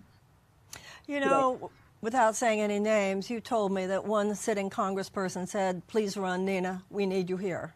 What's going to be the strategy next time? Let's say you get there. What's going to be the strategy next time? How are these obstructions, how are these roadblocks to genuine progressive change going to be dealt with? How are you going to do what some people have tried to do and haven't been able to? Well, we got it. We just need a few people. We don't need them all. We need people who have the courage of their convictions and have a backbone and a spine and are willing to take risks. Not on every single. It has to be strategic, Marianne, and we know that. We do it. But there are certain things we're fighting for, certain things we're putting up that fight, and drawing the ire of the more corporatist wing of the Democratic Party and the corporatists on the Republican side. I mean, we just know Republicans have lost their ever-loving mind, and then we got corporatists on the Democratic side that are holding on to things that are not helpful. So just being in coalition with people who are willing to take those kinds of risks. Not one person can do it all, but I think a few good people willing to make a stand can absolutely change things. And I'm not going to capitulate on the things that I believe in the most. So I'm bringing that fire with me, as I brought all over every time I've served in an elected office. And I know what it's like to be in a minority. I was in a super minority when I was a state senator. But one thing my Republican colleagues did not ever want, they didn't want Sister Turner taken to the floor. They did not want that. And there were times where they didn't need me to pass anything, but they would come by and see me on certain issues because they didn't want me to use the power of the bully pulpit. That is what I am going to do. And take it on the road if necessary. Because I believe that if more people put a little extra on their ordinary, extraordinary things can happen. We do not have to accept things as they are. We can see a world as it should be and fight for that world. And we got to have leaders who are willing to put something on the line. And that is why I'm doing it. What are your legislative priorities? You get there, it's your first day. What are you going to work on first? Oh, Lord, Marianne, it's all the things, but I would just say Medicare for all, without a doubt. I'm very disappointed about what happened in the great state of California, but that's another interview for another time. We need one of these states to come through to show this nation that it can and it should be done. All of the issues that have to do with decency, raising the minimum wage. Why don't we have the PRO Act passed? What's up with that? Why don't we have paid family medical leave? What's up with that? Mr. President, sign the executive order and cancel student debt. What is up with that? Those are the things that need to happen in this country right now so that the people who need the help the most, that they get it. So, Marianne, that one, you asked me a loaded question. What's the one thing? I want to come in there and do all the things. And it's not enough just to have somebody who's going to vote the right way or they sign on to something. What are they willing to put on the line for it? That is the difference between me and the person who currently holds the seat in the 11th division. Speaking of the person who currently holds the seat, you went through a very tough special election already. I know, all of us watched it. You were treated terribly. It was really, really dirty politics. You had a deep decision to make that I know wasn't easy. Would you get back up, get back in there? Can you tell us a little something about what went on inside you that you said, yeah, I'm going back out there. I'm going to do it again, and I'm going to win this time? Well, Marianne, I have to say to people who are listening and watching, you all bring people like me before the people to say that you were with me in those moments of trepidation that I had about whether or not to get back in the fight in this way. Because I'm never leaving the fight. And it was gut-wrenching. I definitely went through a lot of agony and pain, as you know, as you were helping to counsel me through this. But when I think about, not only what the last brother talked about, the possibilities, I realized that on the Underground Railroad, my city was the station of hope. And hope is an action word. And as I look back over my life and the lives of other people that I stand up for and stand beside, because it's not just about having a fighter, somebody that's going to fight for. You need somebody that is going to fight with. And I firmly recognize that when I thought about my son and my grandchildren, and also my dad, who is in his 70s, it just reminded me of how important this mission that I am on is, and that I should take the risk, take the chance to do this one more time. And then lastly, to that point, all of the outpouring of support that I have received from people, not only people who live in the 11th district. I mean, there was a time, sisters, where right after that race, I would go to the grocery store, somebody would say, I hope you run again, or I voted for you. Just taking all of those voices with me on top of making this decision helped to push me from concentrating on the pain that I was feeling, because I was maligned something terribly. I mean, it's one thing to be, fighting against somebody to win the seat. It's another thing to go through the hell that I went through during that race. Another story for another time. But it was the combination of all of that goodwill of people from the past, people in the present, and looking towards the future that reminded me that I am on assignment and that I must run this race at least one more good time. And so Sister Turner is in it, baby. We're going to do this one more good time. And no matter what happens, they can rest assured that as long as God gives me breath in my body, I am not going anywhere. I am embodying the station of hope. Well, that's why we love you. You're a star among so many people in the progressive movement, people who want to see the kind of humanitarian values that you stand for turned into public policy, people who want to see that shift from an economic to a humanitarian bottom line. I think a lot of people felt after you did not win in that special election, maybe I should have done a little more. What could we have done to help her more?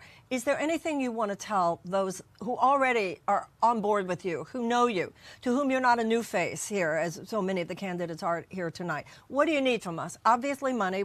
People know about the donate button. Do you need people to come to Ohio? What do you need? Tell us how we can help you. I would love that. Time, talent, and treasure. Definitely putting some money towards the mission. If people can do phone banking, just giving of their time, they can go to my website, ninaturner.com. Whatever people can do, where they are with what they have is what we need. I do believe that if everyday, ordinary people put a little extra on their ordinary, extraordinary things can happen. And we know that when somebody serves in Congress, even though they are elected from a district, Marianne, we know that they represent the entire country and even the entire world. And so I need that people power to come back to my rescue this time around and to help us over the finish line. Yes, us over the finish line. So go to ninaturner.com and get involved any way that you can. It will be greatly appreciated. Well, I know that I speak for thousands and thousands of people who so hope that we will get you across the finish line and who feel in our hearts that we'll be able to this time. I know you're in California. I know you're doing some fundraising tonight. I know people out there love you and want to talk to you. So thank you so much for being with us. So appreciate it. Thank you, and to all the sisters, seize the house, baby. Thank you, Senator Turner. You know, Brianna, you have talked about the disappointment and the emotional, drama that we all go through. Think about what a burst of energy it will be for so many people if we can get Nina Turner into Congress. Yeah, it's hard. I was thinking as she was describing Cleveland as this beacon of hope, I was thinking of my family's roots there and how my mom recently got into Ancestry.com. And there was this presumption that, okay, we came with the Great Migration like so many black families from the South, and that is true. My grandmother came from South Carolina. But what she also discovered was another prong of the family had migrated to Cleveland to fight in the U.S. colored troops. And this idea of one of my ancestors coming up from the South to fight for his own freedom in the Civil War, and that history of black Americans committing to this American dream and this American ideal over and over and over again, and finding themselves disappointed that they're willing to put their lives on the lines in some instances, like this ancestor of mine, to not have the promise fulfilled. And I think that a lot of people who have lost hope, I don't keep bringing it up to be pessimistic, but just to honor that there are people who really did invest and who have really good reason to be frustrated. And why I'm really excited about the line of questioning that we're doing tonight is to give voice to those concerns and to let candidates who I think really do have an alternative vision for the future and who are, like Jason called, really willing to be adversarial and who really do have a different plan of attack than some of the candidates that we've seen elected already, to demonstrate that people who have a legitimate point in being disappointed can find renewed hope in other people that come down the pike. So I'm grateful for this. I also think that sometimes people who are critical of electoralism are selling other things short. Like for me, it's just so clearly part of many moving pieces, right? And that I don't expect everything to come from electoralism, and that it's not this end-all, be-all. I mean, it's significant, but again, these things act in concert. You couldn't have had the major electoral gains without the movements on the streets. And I think that, there's this discourse around sheepdogging that we hear a lot, which is basically the idea that we're funneling people into supporting the Democratic Party, and they'd otherwise be doing something much more valuable. But the problem is we don't actually have enough of the infrastructure of those other more valuable things. I think we need to bring those, but it's not like, and create those, but it's not like, but for doing this, people would be out in the streets or in, labor militants and involved in the great labor movement that we have. Our labor movement is dead. We need to revitalize it. We need to make it less corporate, less of an arm of the Democratic Party. And all these things have to happen at the same time. Even to your point, I do cover people who are out in the streets in these movements, and these are like, there's only one running for the seat in Connecticut. So there's still a large group of people doing that kind of activist work. Sure. It's not a zero sum like, we should keep it all on the outside of the steps of and someone like Rebecca clearly does both. I mean, she's been so on house, Rebecca, she's been an organizer, she's been taking over buildings. When I alluded earlier to one of the candidates who had called into my call-in show and talked about the barriers to running as a third-party candidate, it was Rebecca Parsons, and she gave just like a really honest, open accounting of the challenges that she faced. She seriously considered running as not a Democrat, as a third-party candidate. And I think it's important to have those conversations because I think a lot of our audience probably heard her start talking and met her with a lot of skepticism. But as she explained, it became clear that she had made a choice that wasn't rooted in wanting to be a Democrat and kind of sheepdogging people in the Democratic Party, but realistically wanting to get in there. I ran for Congress as an independent, and I ran for Congress as an independent for all the reasons we're talking about. I was standing on principle, you know, in order not to participate in the duopoly. And I realized in retrospect that that was a very naive choice in that particular district at that particular time. Sometimes candidates have to make a choice. Do I really want to get, you know, have a chance of getting elected here? Or do I run as an independent? Not in all, you know, in some districts it's a conceivable thing to do. But the institutional obstructions are so great because of the unholy alliance of the Democratic and the Republican Party. So, you know, when you think of what people have gone through just to get the vote, I think that we shouldn't be apologizing either for the fact that we are actually standing for that as well. These people who are running, and I think you can tell this already tonight from the people who are candidates, they are not people who do not understand these questions. They're not, like you were talking about Rebecca Parsons, they're not people who are naive or who are, like you were talking, sheep-dogging for the Democratic Party. I don't think anybody here or any of these candidates doesn't understand the problems with the Democratic Party. I know I do.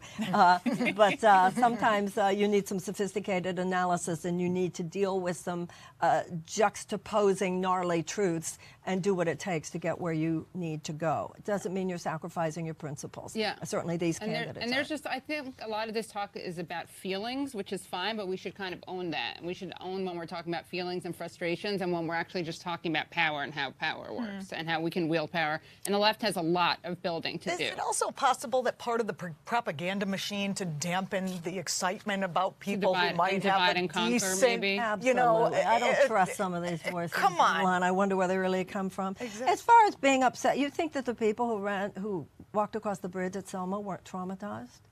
You think that the women suffragettes who were thrown in prison for marching for women's suffrage, for whom the conditions in the prison was so horrible that they went on a hunger strike, and the response of the prison officials was to send men into their cells, force these metal contraptions on their necks to force feed them.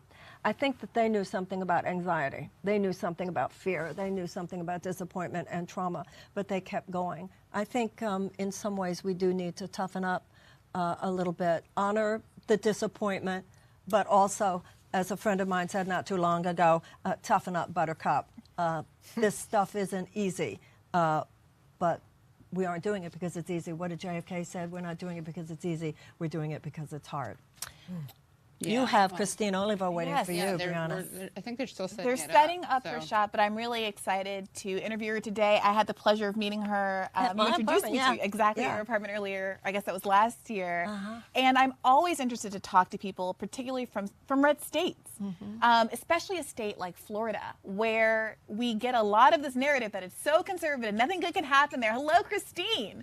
But we also know it's a state where where a $15 minimum wage passed with 60% of the vote, even as Donald Trump won. Christine, welcome, and tell me a little bit about what's going on in Florida's 24th district. They're trying to silence you. They're trying to silence you. All right. You don't have sound yet, Christine. Or no sound, yeah.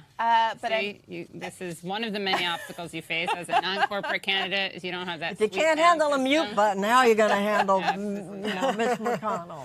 Well, let me set you up a little bit more while they're getting her sound together.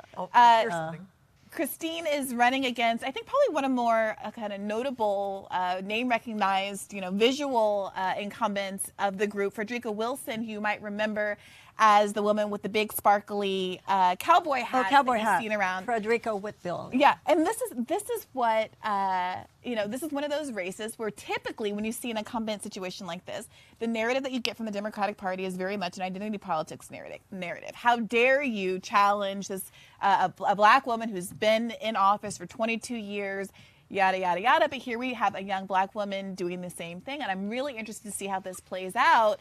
Christine, welcome back. Hi, can you hear me? I can hear you loud and clear. Yes. So tell me a little bit about this race. What is going on in your district that motivated you to run, and what are their biggest barriers to entry? Well, first and foremost, thank you so much for having me. The barriers to entry is being a regular person that's not a millionaire. Yeah, you don't have a lot of money. Nobody cares to donate to you. If you're running against a well-liked incumbent, nobody cares to donate to you. But the thing that they don't understand is that I'm a fighter. Like, I'm born and raised in this district. You're not going to shut me out, and you're not going to shut me down, period. Yeah, what's so interesting to me, it seems to be a pattern that in a lot of the districts that are represented very famously by these long-time incumbent Black Democrats in particular, they're some of the poorest in the country. I recently interviewed a young man who's running against Jim Clyburn in South Carolina, for instance, on Bad Faith podcast. And when he was reading off the statistics of the district, it really painted a picture of how underserved the district has been by somebody who never gets any pushback or interrogation about why it is that the people in this district are suffering so mightily. So what do you have to say about the job that the incumbent has done in Florida's 24th? So I'm so glad you brought that up. We were looking at the census data, and we saw that a decade ago when the incumbent took office, the median household income was $41,000. And now, 10 years later, the median household income is $44,000. So you tell me, when we have the housing prices and rent going up 38%, but the income is not, the minimum wage is still $10 now? Who can live off of this? We have 3 families living in one home. I know it because I grew up in it. And what frustrates me right now, I'm a substitute teacher, hence why my voice is gone all day long. I'm like, sit down. but you know, sorry, I froze. The problem right now with the district is that people are tired, people are hungry, people are frustrated, and they're at the point where they don't even realize that all of their answers lies in their vote. They keep voting for the same person over and over and over again and not realizing that their situation has never changed. And the frustrating part is she's so well liked because of her hat. Oh, the woman with the hats? Of course I'm going to vote for her. And I said, oh, really? How's your job? Do you get time off? Do you have a raise? When's the last time you had a raise? How's your household? Do you have insurance? A quarter of our district doesn't even have health insurance.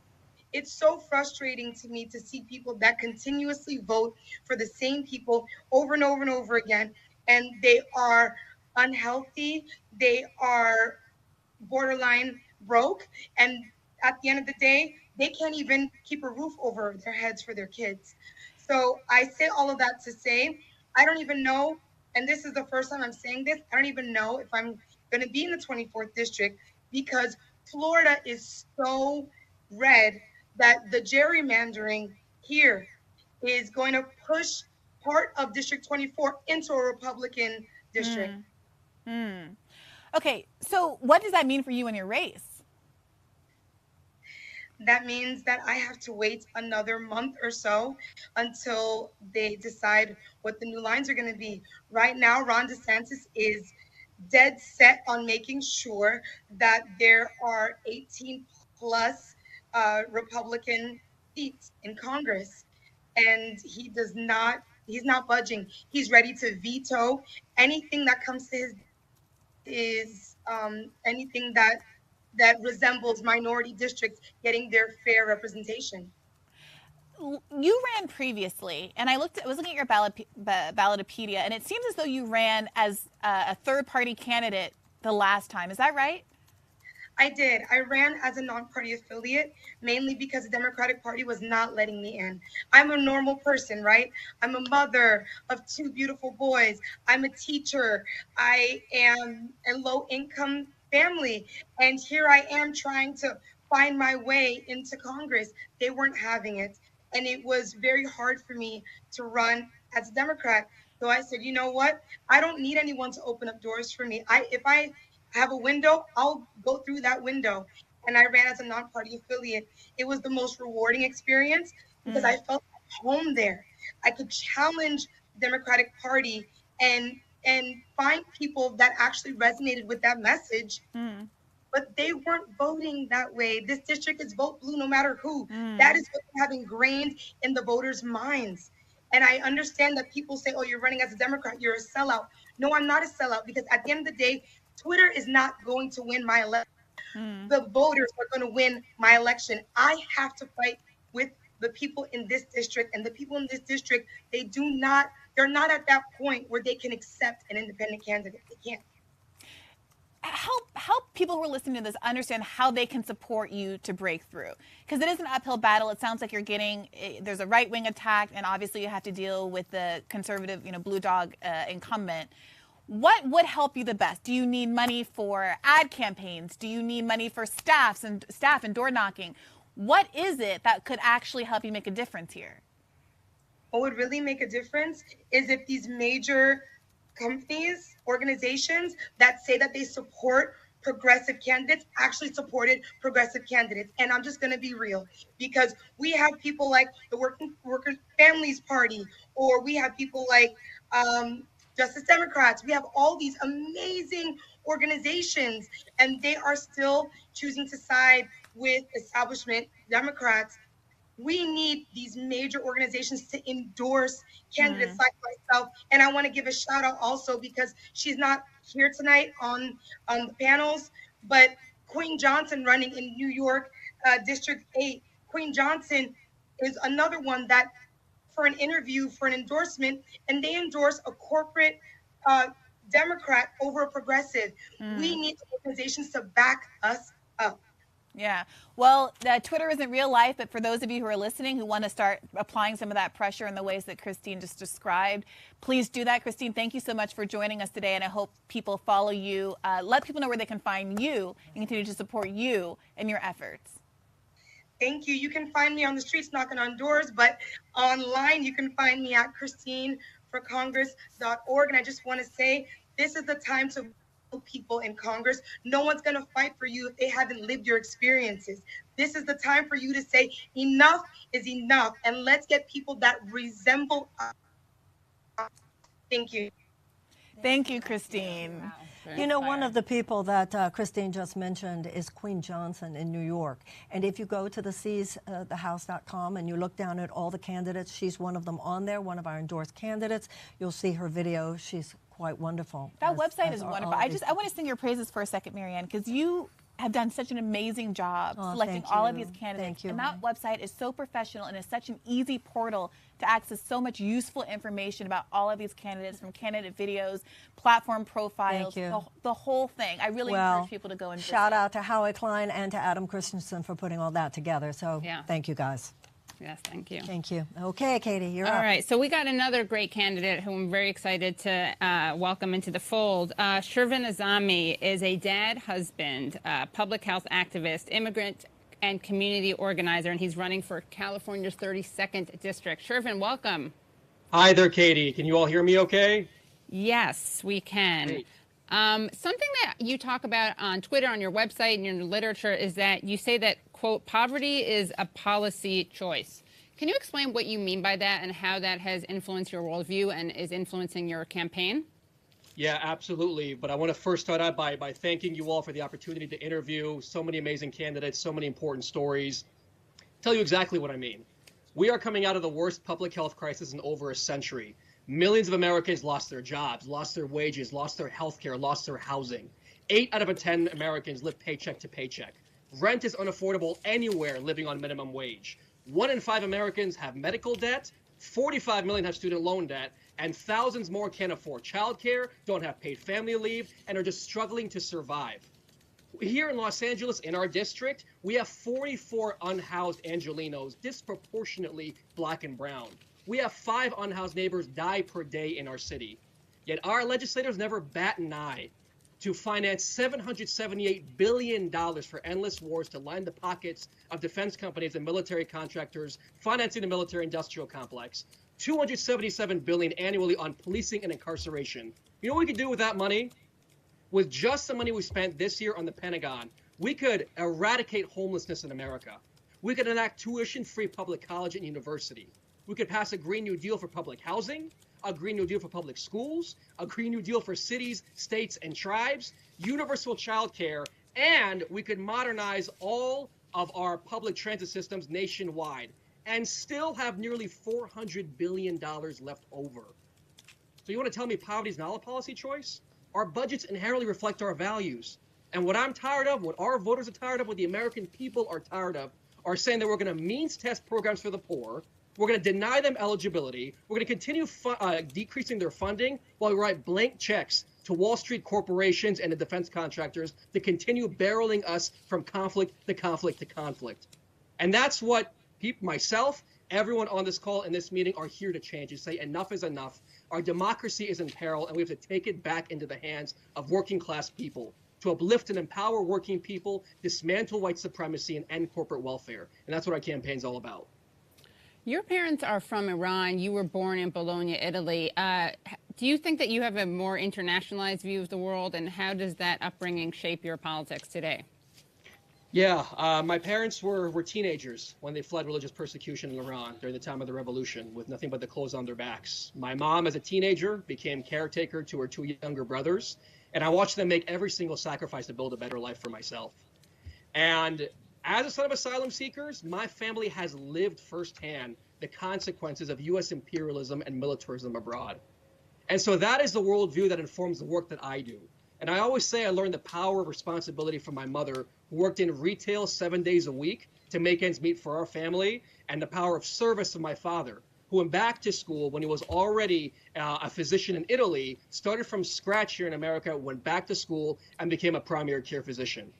And so looking through their struggles, and here in Los Angeles, where we have the largest population of Iranians outside of Iran, lovingly referred to as Tehrangelis, yet my opponent, the incumbent, still touts the fact that he voted against diplomacy and voting against the Iran deal. He still touts crippling economic sanctions. He has voted for both the wars in Iraq and Afghanistan. He voted against ending U.S. aid to the Saudi-led genocide in Yemen. And he never bats an eye to continue providing more and more and more money to the apartheid Israeli government. Our people are suffering. And it's beyond time for us to take those dollars and put them back, invest in the basic needs of our communities so that no one's zip code dictates their fate. And tell us what made you want to run in the first place. Yeah, absolutely. So as a son of immigrants growing up here in the district in working class neighborhoods, I've always fought for social justice through the lens of public health. And before running for office, I was legislative director on Capitol Hill for the only national indigenous healthcare nonprofit, fighting to make sure that our government honors its treaty obligations to tribal nations. And I'm proud to say that I got more bills passed in 2 years as an advocate than the incumbent has in 26 years as a legislator, including bills that canceled copays and deductibles for Native veterans, guaranteed long-term funding for community health centers, and for the first time in U.S. history during a public health crisis, actually delivered direct aid to indigenous communities to the tune of $10 billion. And it was through doing that work at the national level that I really saw firsthand how poverty is a policy choice. And I became sick and tired of just tinkering around the edges, sick and tired of incrementalism, and learned how really the only barriers to enacting these bold structural progressive reforms are political cowardice and corporate greed. And that's what we are here to change, and what everyone else that's been interviewed so far is here to change. How can we make sure that we hold progressives accountable once they're in office? I think you hear a lot of people who are frustrated with some of the behavior of the squad. So what is your answer to that criticism? And also, what do you want us to do so that when you are in power, you don't sell us out? Yeah, absolutely. So our entire platform is rooted in the discipline of co-governance, where our platform directly speaks to and was informed by the voters in our district and our communities. And throughout this entire process, we've made sure that as we move forward, we're always working with and for our communities, and always having a process whereby we are transparent and upfront with our communities about the barriers that are there and how we can work together to solve them, giving folks opportunities to get civically engaged and to say, look, at the end of the day, we have to take control and move this movement forward as a collective. I reject the idea of any one person solving all of our problems. I don't believe in the savior complex. What I believe in is the power of the people. And holding folks accountable means that we are always sharing our votes and describing why we're voting a certain way with our constituents. We're always maintaining an open door policy, providing multiple opportunities for voters to get involved, learn about where we stand, learn about what's going on, and hear directly from us about opportunities to get engaged within our communities. And that's what accountability is all about. Thank you so much, Shervin, and best of luck. Thank you for having me. Wow. Okay. How you like that answer, Bree? I think that he hit on a good point. Like, it's the accountability mechanism. Right. And people have talked about, well, if someone's a DSA candidate or a Justice Democrat candidate, is there going to be a relationship where the tail doesn't wag the dog, where one of those organizations has the power to get the person back in line or call them out at the very least or in their membership if they don't vote and behave accordingly to the rubric of those organizations. So. Hey, listen, everybody, I made a mistake I have to correct. Christine Olivo's opponent is Frederica Wilson. I said it was Frederica Whitfield, who is an anchor on CNN. Okay, yes. Sorry about that. Okay, over to you, Juliana. Okay, well, I'm very happy to be talking to our next person, Ruth Luevanos from California's 27th. Ruth, thanks for being with us tonight. Thanks for having me. Can you hear me? I can. So, mother, wife, teacher, union leader, activist, law school graduate, scout troop leader, first Latina ever elected to the Simi Valley City Council. And I think I heard you say you had 3 jobs. Well, my full-time job is a teacher. I've been teaching for over 22 years. It's called a part-time job as a Simi Valley City Councilwoman. And I also I'm a partner in a company that my sisters and I started. We're all Latinas, we're all Mexicans, and it's called Sisterhood for Equity. So yeah, 3 jobs. 3 jobs. Sometimes I feel we can get more done when we're doing a lot, somehow. Yes. Well, you know, I want to get right into it because you bring so much to the table. As a teacher, you teach social studies and you tell the class right up front, this is not your Disney America. Is that what it is? Or this is not your Disney history? Talk about that. Yeah. I tell them, you know, you're going to learn real history here. I work at a continuation school. We just enrolled 8 new students today. And so, you know, at the ethnic studies class and the world history class, I tell them, hey, this is not a Disney history class. There may not be a happy ending. Like, I'm going to teach you real history. And that's really important, especially right now when teachers are under attack. We have 9 states that have passed legislation, you know, holding us personally and legally liable for teaching anything that would make anyone uncomfortable. The Don't Say Gay bill in Florida, you know, which I'm not going to follow that, you know, because these are my students. We know that LGBTQ students are at the highest risk of depression and suicide. We know that our immigrant students need a place where they feel comfortable. You know, our intersectional students need places where they're comfortable. So teachers are under attack right now. We need one of us in Congress that's going to push back on that legislation, that's going to make sure that we can teach all the history, the real history. Absolutely. Let's talk about climate change. You've said that you want to tackle climate change with an emphasis on the environmental racism part. Can you talk about your platform around that? So in the 22 years that I've been a teacher, I know personally that a lot of the you know, the drilling and a lot of the, you know, fracking that they want to do and a lot of the chemicals that they release, you know, are in communities of color because they know that they're disenfranchised communities, that they can't fight back, that they don't have representatives that are going to fight for them on their behalf. And so as someone who lives in Ventura County but works in Los Angeles County, I see this all the time, from the Aliso Canyon gas leak, you know, where they won't even talk about, you know, addressing all the people that have gotten cancer, to the Santa Susana Field Lab, a nuclear meltdown that happened less than 5 miles from my home, to the drilling and fracking that is happening all over Ventura and LA County. These are things that impact communities of color most disparately, and especially our students. You know, we have schools that are right next to places where they're dumping pesticides, where they're drilling, where they're fracking, and they think because they're low-income schools and they're students of color that no one's going to fight back. And the incumbent hasn't had an effective response to these things? No, quite the opposite. It's a big He's taken a lot of money from the defense industry. Boeing is out there, and Northrop Grumman is up there.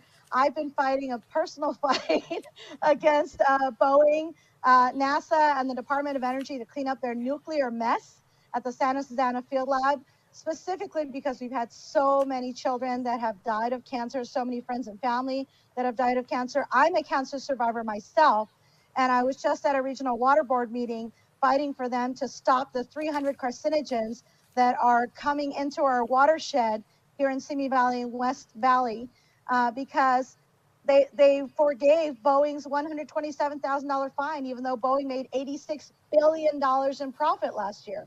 So is it fair to ask someone to pay for, $170,000, $200,000 in chemotherapy for cancer, but Boeing can't pay a $127,000 fine for discharging carcinogens into our water?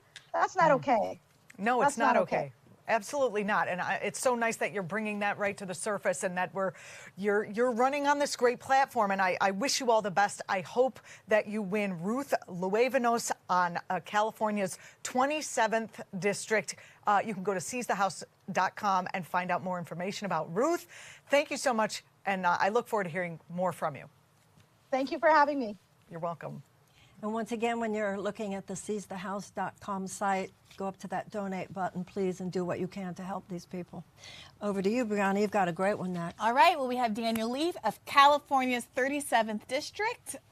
He was a Culver City Vice Mayor. He became the first African-American member of the Culver City Council in over 100 years, a veteran of the U.S. Air Force and California Air National Guard.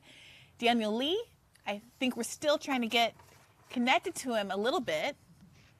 Here we go. I'm ready to roll. How are you doing? Welcome. I'm doing all right. How are you? I'm doing well. Look, you are a military man. I'm going to put the question straight to you because I know you can take it. A lot of listeners are probably wondering, what would you do differently than the members of the squad that some people feel like should have done more to advance progressive issues? Well, I think there's a lot that a number of members of the squad, and for that matter, members of the Progressive Caucus, have said about the next generation and shepherding the other people in. And I think we've seen the opposite from a lot of the most prominent members, and they've more or less been making friends with the establishment to some degree because they have other, aims. If it's AOC, maybe it's the New York Senate seat. If it's other members of the squad, it's longevity. And I think what we need to see, and I got to credit a lot of members of the squad were actually asking for this, for the Democratic Party to actually stick to its guns, for it to embrace its boldness, for it to put its body on the line as Cori Bush did and say, no, this country isn't just for rich people. This country is for working class people as well. I think voters respond to that. Voters respond to authenticity, and voters respond to politicians who can communicate that they know what they're going through. They know the material conditions that people live in from day to day, and that they haven't improved in decades. So to what do you attribute that centrist drift? Because a lot of folks sounded great before they got into Congress, right? But does seem to be this corrupting effect of being in Washington. How would you resist that effect, and where do you think that comes from? Well, I'll start with where it comes from. I think it's just the formula. It's the formula that Bill Clinton used. It's the formula that Barack Obama used. And it's something that I like to talk about, like in the present day, is the difference between a progressive and a faux-aggressive. Bill Clinton, Barack Obama, incredible orators. They can bring you to tears even if you think they're full of shit. But Leo men, am I right? Hello. They know what they're doing when it comes to that. When it comes to the actual policy that they push forward, and this is something that Democrats, long after, whether that be speakers of the House, leaders of the Senate, presidential candidates have done, they've used this lofty language to talk about minuscule piecemeal advances, to talk about incrementalism, essentially, to frame incrementalism and the type in the prose of the type of systemic change that we all have known for a while that we need. And I think the American electorate has been seduced by that, whether that be at the presidential level or the congressional level, because that's the formula. That's how you get in. That's how you stay in. You say the lofty things, and then you do the same things that you've done over and over again. And as a result, people at the bottom, income inequality gets worse. The climate crisis gets worse as we say we're doing something, but then, approve all of these oil and gas permits in the Gulf of Mexico, which of course were thankfully struck down, but I'm sure they'll be back. It's talking out of two sides of your mouth, and it's almost like politics 101, but it comes in different guises each generation. Well, Daniel, but this is the frustrating thing. So much of the narrative going into 2018 was the reason these candidates ultimately disappoint us is because they take corporate money. Then in 2018, 2020, we got this influx of candidates who don't take any corporate money. And I want to be clear, there are substantive, meaningful differences between them and the traditional blue dog Democratic candidates. And yet they still don't seem to be ringing the alarm bell and taking on an adversarial approach to politics the way we expected. You're hailing from California. We just recently saw this California Medicare for All bill fail. I recently interviewed Ash Kalra about why he chose not to force the vote on that issue. I mean, isn't that exactly the kind of behavior that enables corporate Democrats, even in a progressive state like California, to be able to say, hey, I really am a progressive, because they never actually have to go to the mat on these policies, which are overwhelmingly popular in these districts? Well, yeah, I mean, it is exactly that. And for California historians, I mean, single-payer healthcare has come up a number of times in recent history, and each time it's been destroyed. But it's usually come up when Democrats have been in the state assembly, state senate majority, but there's been a Republican governor. Mm-hmm. And in those times, Democrats seem to find their courage, and they seem to, be supermen and superwomen, super people. And be able to go to the mat because they know even if they win, even if they get a TKO, it'll be overturned by the governor. I think there is something to be said about performativity. It is something that is infected, not just in politics, but in activism as well. If we had a longer time, I would talk more about Black Lives Matter and how close it's gotten to the Democratic Party. And the fact that it seems like there was some type of order that more or less said, get out of the streets. But I haven't seen unarmed Black people stop being shot by police officers across the country. I think there's still urgency there. There's still urgency around income inequality, and there's still urgency around the climate crisis. What we don't have is people who are willing to act on that common knowledge. Well, Daniel, I would love to continue this conversation on bad faith. I'm sure other people would love to talk to you on their platforms because there's a lot remaining to be talked about. People who want to learn more about you should, again, go and to the seizethehouse.com and learn more. Thank you so much for joining us today, and good luck. Thank you for having me. Thank you. Wow, love that. Our next candidate is Allie Dulcimer. She's running in Virginia District 11. Allie, hi, how are you? Alice she's in the I'm sorry, she's about to come, but she's not. Should we go on to Christina? No, they're just setting up the shot. Okay, all right, well, that was like music to my ears when he said that Obama and Clinton are brilliant orators. Bring tears to your eyes even when they're full of shit. Yeah, that's a nice sign that you're not full of shit. How many con men do we have to go through in this country? That you admit both of those my whole life they are really good. I feel like we're back in the dating episode. But I think we have to be honest about that. You got to be honest, like with men. You got to be honest about what if they're suckers or if they're whatever, if they're good smooth talkers. You're not going to change them. No, you just got to be honest about it. Like we have to say that Clinton and We're Obama going to do a were panel good on that. We're going to do a panel on Let's just admit what they're good at. They're good speakers and they're bullshitters and they're full of shit. We have to know that, and then we can acknowledge that they did terrible things. Those people we're talking to are totally not full of shit, and it's so refreshing. It is. And now here's another one. Speaking of not full of shit, speaking of not a man, speaking of a woman who would be the first to represent her district since 1995, that is my friend Allie Dulcimer running in Virginia, District 11. Hello, Allie. How are you, darling? Hi, Marianne. How are you doing? I'm thrilled to be here, so thank you. I'm so glad you're here. I'm so glad to have the opportunity to introduce you to people. Everyone is aware that the environmental crisis is the existential crisis of our era. It is an existential threat to our democracy, to our planet, and to our species. And yet there is not one environmental expert who is sitting in Congress. You would be that person. You have a long career as a national resources expert. You were on President Obama's White House Climate Council. You have a master's in public policy, environmental law, as well as economics from Georgetown University. But you're running against someone who's been there for many years, a nice guy, but even all these people who tell me what a nice guy he is don't seem to know a lot of money he's taken from various corporate sources. So I'm going to throw it over to you to tell us more, not only about your background, but about why you are the person who should replace this opponent. Right. Well, thank you so much. As you said, I do have 30 years experience working as a natural resources expert.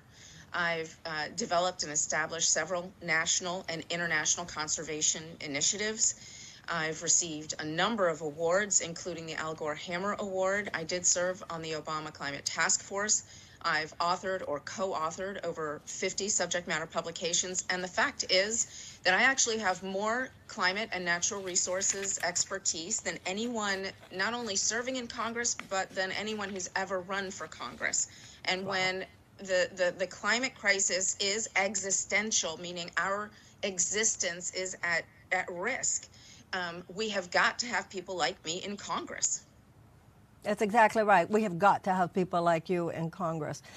Your opponent has been there for how long? My opponent has been there for well over a decade. And I'll tell you that in that time, he has passed exactly one piece of substantive legislation. He's in the top 10 for taking money from companies that profit from war, and then, not surprisingly, has voted for every war and for every DoD budget increase. With one exception, he has never faced a Democratic primary. So it's been very interesting watching this race and watching how he has pivoted and changed and evolved because I am in this race, which is positive, but it's not enough. And it's not enough because even though people know who he is, they don't really know where he stands on issues, not least of which because he does tend to mislead them about his positions. For example, he says he supports healthcare, but he's on record as saying he will never support Medicare for all. He says that he is for the Green New Deal, but he takes money from oil and gas companies. He says that he is for voting rights, but he voted against the amendment to restore voting rights to the incarcerated and the post-incarcerated. And in terms of the environment and the oil and gas, I mean, I've signed the No Fossil Fuel Pledge. I've signed the Activate Virginia Green Pledge. It's why I'm a Virginia Green New champion, Virginia Green New Deal champion, and he is not. So I think you have to look at actions, which always speak louder than words. I think it's just indisputable. How could anyone argue with the fact that we need somebody in Congress with your kind of understanding and expertise when it comes to environmental issues? There are people making choices about our environment who really know very little about the science, have very little background in knowing what needs to be done. And it's one thing to call in people who are advising you, but we need people actually sitting in those chairs who would do the work. You have this background, you know what to do. And to all of you who are listening to Ali, I hope you'll go to that donate button. I hope that you will check out her website. I hope that you will do everything you can to help get this woman to Congress. Because that's really what's going on here in a case like this, Ali, isn't it? It's just you can get there if enough of us help you get there, right? That's exactly right. I mean, we need people to come together to recognize that we have to prevent corporatists like my opponent from saying that they supporting the people, but really don't. You know, if someone had said to me 2 years ago that I would be running for public office, I probably would have laughed in their faces, because the reality is that I am not doing this because I want power or influence. I'm doing it because there was a need and because it was the right thing to do and because no one else was stepping up. So I did. I stepped up because I needed to be the change that I wanted to see. And I think that if we all step up and do what we need to do, together we can do it. Well, maybe you're not doing this for power and influence, but we're doing this so that you can have power and influence. Thank you. Much love to you, Ali. Thank you so much for being with us. Thank you, Marianne. Thank you, team. Thanks. I do have to say, my husband is a scientist, and it would be wonderful to have some science people also as part of the conversation on the Hill. Not just lawyers and business people? Yeah, no, actual What a people shock. who What a care shocking about the thought. world. Poverty lawyers would be good too. If we're gonna have Yeah, lawyers. human rights lawyers. Good Yeah. public defenders. Yeah. With Sergio. I feel like we're like I got to raise more money for my guy. I'm like, Sergio, Sergio. right. Sergio's a poverty lawyer. Well, you know how to do it. Tell people to go to that donate button, Watch seizthehouse.com. the rest of our shows. We have other shows because we're all going to be having these people on, right? Yeah, Because the that's conversations I hope have you to will. go And also, there's so many further. other people. Maybe a Oh, girl yeah. who will be the first transgender she's great. She's member running of against Adam Congress. Schiff. She's absolutely fantastic. We just were so filled with people. But please check out all the people on the seizthehouse.com site. There are just as these people here are so great, so are the others. So check out their Well, videos. I got to bring in another one. I got another gal coming for us. All right, let's bring in. This is very exciting. So Christina Garcia is a community activist, math lover, former teacher, and current assembly member running in California's 42nd district. Christina, welcome. Hi, thank you for having me. Of course.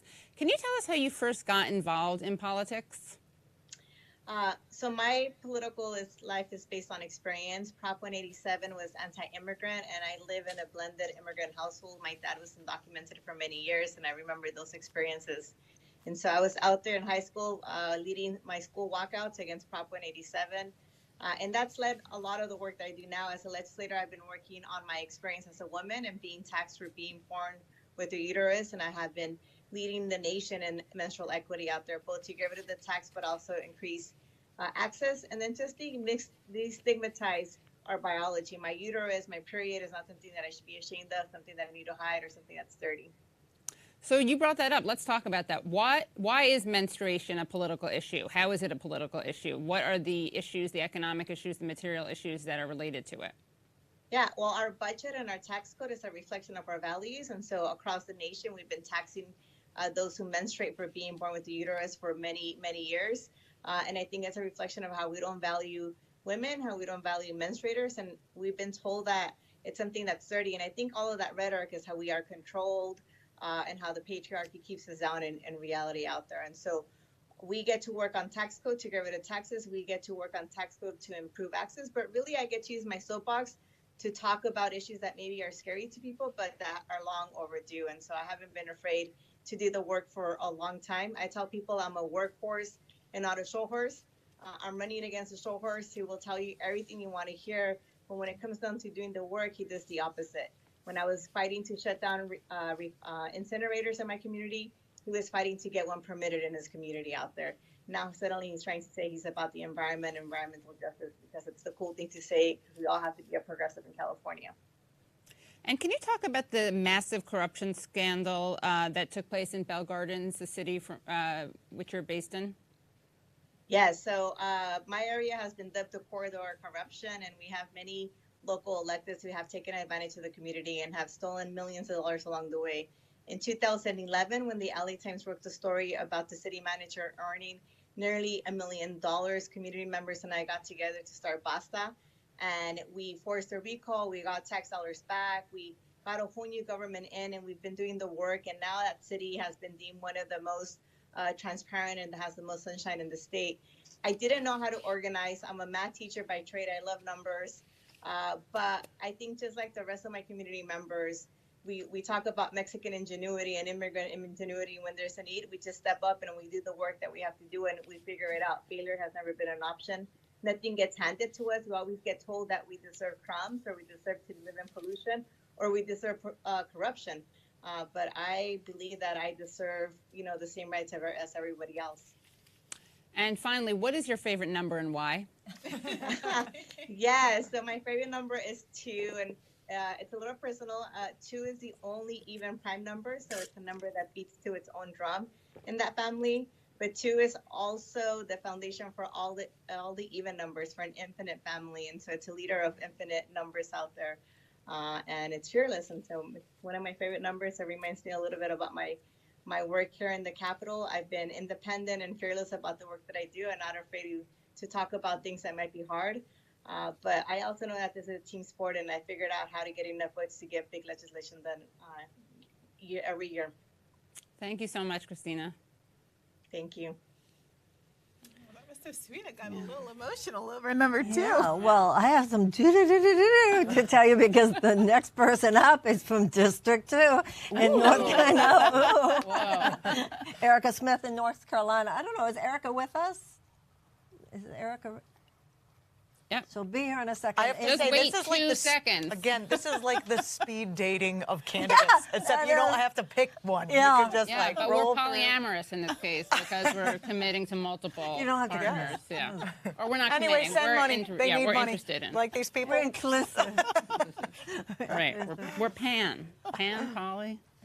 I want to tell And we're you a ready. little bit That's about what this else we are. wonderful woman coming up now. Erica Smith is running in North Carolina District 2. We were talking earlier about people having a diversity of professional background. Not everybody has to be a lawyer or a business person. This woman has, among other things, a master's degree in religious studies from Howard University. She's a minister. She's been a state senator. She's been an engineer. And there she is. Hi, Erica. How are you? How's everybody doing? We're so doing excited good. to be here with you. Well, Erica, you can tell us better than I can tell people what your background is that makes you so ready to take on this job. And also, we want to hear from you, what are you going to do with this job once you have it? Absolutely. So I am running in North Carolina's 2nd Congressional District. Currently, it is the only swing district in the state, and it's the top 5 swing district in the nation. This is a district that's 100% rural. This district is a district that I grew up in. I represented the majority of this district as a state senator for 3 terms, also as an ecumenical leader, faith-based leader, also as a school board member. So this is a district that I know, and this district knows me. So many communities, rural communities across this nation and across this state have been left behind. They have been hollowed out by corporations and left with pollution. We have been trying to survive off of a dollar store economy and a GoFundMe healthcare system. And so I am here to fight for rural North Carolina, which is very much like a lot of rural districts across this country. I'm fighting for a rural New Deal that promotes strategic infrastructure investments, universal broadband, universal healthcare. I'm fighting for good paying jobs, a Green New Deal that will not only bring millions of good paying jobs, but also allow us to build the energy system of the future. It is a district that's 17 counties, northeastern to north central North Carolina. I am the front runner in this race, and I'm ready to represent our voices and values in Washington, D.C. Erica, we're personal friends, as I am really with all of these candidates who have been with us for a while. We've all heard about the rural-urban divide. When I ran for president, I was very moved by some of the stories I would hear in rural America, particularly by local mayors. And I learned some history that I had not known before.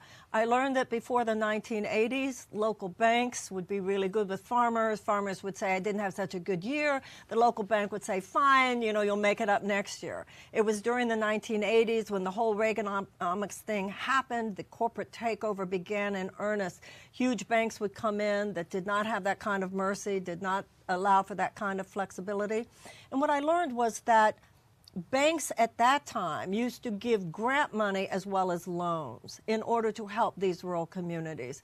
And I heard so many of the mayors who would tell me during my campaign, Erica, that there are so many young people just starting their families, living on the coast, looking for a great place to raise their kids, looking for a great place to be able to start their businesses away from the more expensive neighborhoods of the coastal communities and so forth.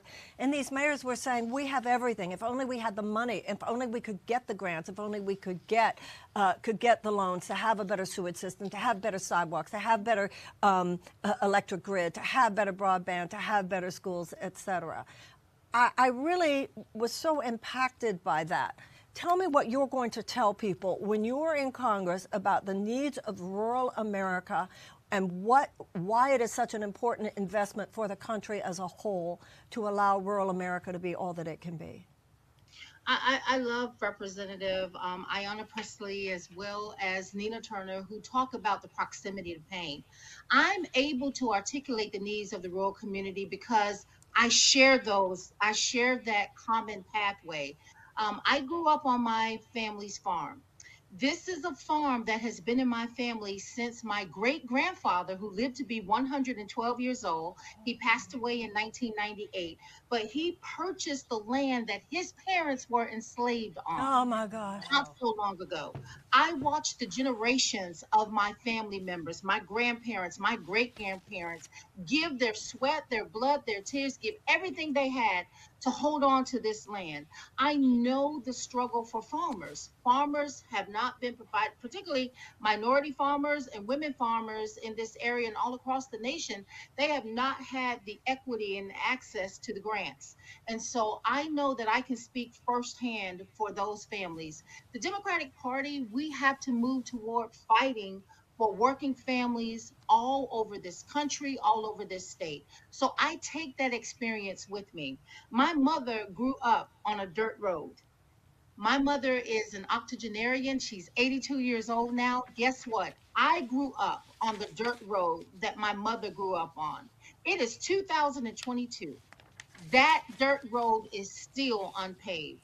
I am going to fight to pave roads of opportunities for rural people who have been left behind. That is why I'm fighting for a rural New Deal, which takes a bold action plan to address climate change. I represent in this district, there's the oldest town that was a town that was a municipality, the first municipality of African slaves. And so these African slaves founded the town, incorporated the town of Princeville in Edgecombe County in North Carolina. That community has been flooded out with these 100-year floods that have been coming every 2 years. Hurricane Matthew, Hurricane Floyd, really decimated these communities. They need a fighter in Washington, D.C. who understands a Green New Deal, a rural New Deal that focuses on strategic investments in rural North Carolina so that we can build the economy we deserve. Well, we hope that you will be there to be that voice for rural America. We hope that Allie will be there as well. The two of you can work together, her on the environmental aspect, not only what the farmers are experiencing in terms of the environment, but so many of the ways that farmers in America, big agriculture, et cetera, coming in there and just decimating this segment of our population, hurting our food, hurting our land, and obviously hurting those people. God bless you. Hope you'll get in there. Remember, everybody, that's Erica Smith, and that's North Carolina District 2. Yeah. Fabulous really candidate. Fascinating. Such interesting history, personal history. Talk about personal history. I know that you are very excited about the personal history of this next candidate. I mean, I think the country is excited about the personal history of this next candidate. I love how she owns it. Yeah, well, I'm not sure if she's, I'm not sure if she's ready for this. I mean, she's emotionally ready. I think they're just setting up We are Alexandra Hunt, where we're setting you up, girl. Yeah. I thought it was interesting. I took a little note. We have the people that were have been here before, that we've been talking about: disability organizer, scientist, teachers, tons of teachers, minister, public health researcher, mechanical engineer, math teacher, organizer, disability organizer. I mean. Biomedical engineer. Yeah. And so the point, and once again, we all know this, but we really need to take it in. The people that Juliana was just describing, the professional backgrounds that Juliana was just describing, are not the kind of people who tend to have $1 million sitting around, so that when the DCCC calls and says, can you self-fund, would be able to put in their own money. And they're not the kind of people who are standing for the kind of issues that they're going to get corporate funding for. And that's where you and I come in, and why we need to support these people. Yeah. Don't forget that donate button. Thank you. Seize the house, donate. There you go. It would be really a seize if all these people got in. Yeah, yes. Great. Yeah. Hello. Remember when we thought we got, what did we thought we got? Donziger free. Donziger was free the morning after we did a stream. Why not? We thought we did it. Look, we were instrumental. But he did get freed from the halfway house. But I'm going to claim full credit for his getting freed from the halfway house. He's been incarcerated and grabbed so many times, who can keep track of it. But this time, recently, he was put in a halfway house like this week, and then he was freed the day after. I talked about him on my show with Paul Pass. As long as we're talking about people need to be freed. Free Donziger. Free Steve Donziger. Free Assange. Free Leonard Peltier. And Leonard Peltier, correct. So we've got to do a stream for him. We really got to do it. All right. Yeah, I'm in. Are you in? Of course. Are you in, Brie? I'm in. Okay. All right. I mean, can you imagine the optics if someone said no? It would be terrible. So that's a good way to Who's going to call Crystal? Who's going to ask if she's going like this right now? She's just... in real time. All right, so very excited to bring in Alexandra Hunt. She's a public health researcher, grassroots organizer, and soccer coach running for Congress in Pennsylvania's 3rd District. Welcome, Alexandra. Hi, thank you for having me. It seems like you all are having a lot of fun. We are, and we're excited to talk to you. And one of the things that you've gotten some national media attention for is the fact that you openly have discussed the fact that your past includes working as a stripper. Why did you decide to include this in your biography? And also, how did that experience shape your view of the world of politics and your decision to run for office? Yeah, we'll get right into it. So when I was deciding to run for office, I was really faced with the decision of, do I be upfront with this or do I not? And so I was in community with various sex workers, and they said to me, don't leave us behind. And I think to fall silent on a community is to leave them behind, is to be harmful. So I led with it, and I also didn't want it to be used against me by my opponent. And so in doing that, I've really centered a group that's very marginalized within our community, and I'm having to run a grassroots campaign and also fight back stigma. So how does it shape my views of the world? I think that it allows me to relate to people who have ever been dehumanized by policy and also who have struggled to survive in the current landscape of the United States. And it really just keeps me grounded and being an everyday person and bringing those experiences to the table. And what about workers' rights? What kind of firsthand experience did you get from that, and how does that shape your political outlook and different issues for you on your campaign? Well, I'm very familiar with exploitation, and so workers' rights is something that we're really pushing for and has kind of been a part of who I am for my entire time in the workforce. And so Philadelphia, PA3 is a very strong union city, and it's making sure that our workers are valued and are valued through a living wage as well as good benefits and as well as rest is very important to our campaign. And tell us about your opponent, because he is actually someone who is identifies as a progressive, right? As part of the Progressive Caucus. So explain that. Yes, he is part of the Progressive Caucus, but there is a clause that if you're actually not progressive, you're supposed to be, in crude words, kicked out. And so some of our biggest differences in our platforms are basically along the line of progressivism. And where we're really strong on universal health care and pushing for Medicare for all, he's taking money from private health insurance companies. We're really strong on environmental justice and pushing for a Green New Deal. He's heavily invested in Exxon and oil companies. We're pushing for restorative justice through criminal legal reform, and he's pushing for broken windows policing. And it's just kind of a very stark contrast, whereas I think we're very aligned with a lot of the progressive movement, maybe a little more to the left within that movement. And he's much more moderate Democrat that really doesn't quite fit in with the ideals of the Progressive Caucus. So why hasn't he been kicked out yet? Good question. We're gonna have to I double check every day. Yeah. And anything else that you want to make sure people know about your campaign, what you're prioritizing, what you're going to fight, also how we can hold you accountable if you do win, what your suggestions for that are? Well, a big part of our campaign is that I'm the daughter of two teachers, and so I believe that education is the ladder to opportunity, and that's something that was instilled within me from a very young age. We're really fighting for education reform and building that school to opportunity pipeline and ending the school to prison pipeline. And so that involves federal investment into public education, and it also involves union power. And that's really how you build a ladder of opportunity for young people. So that's something that we're very focused on doing within our district and across the nation. And as for accountability, I think that is a very strong piece of restorative justice.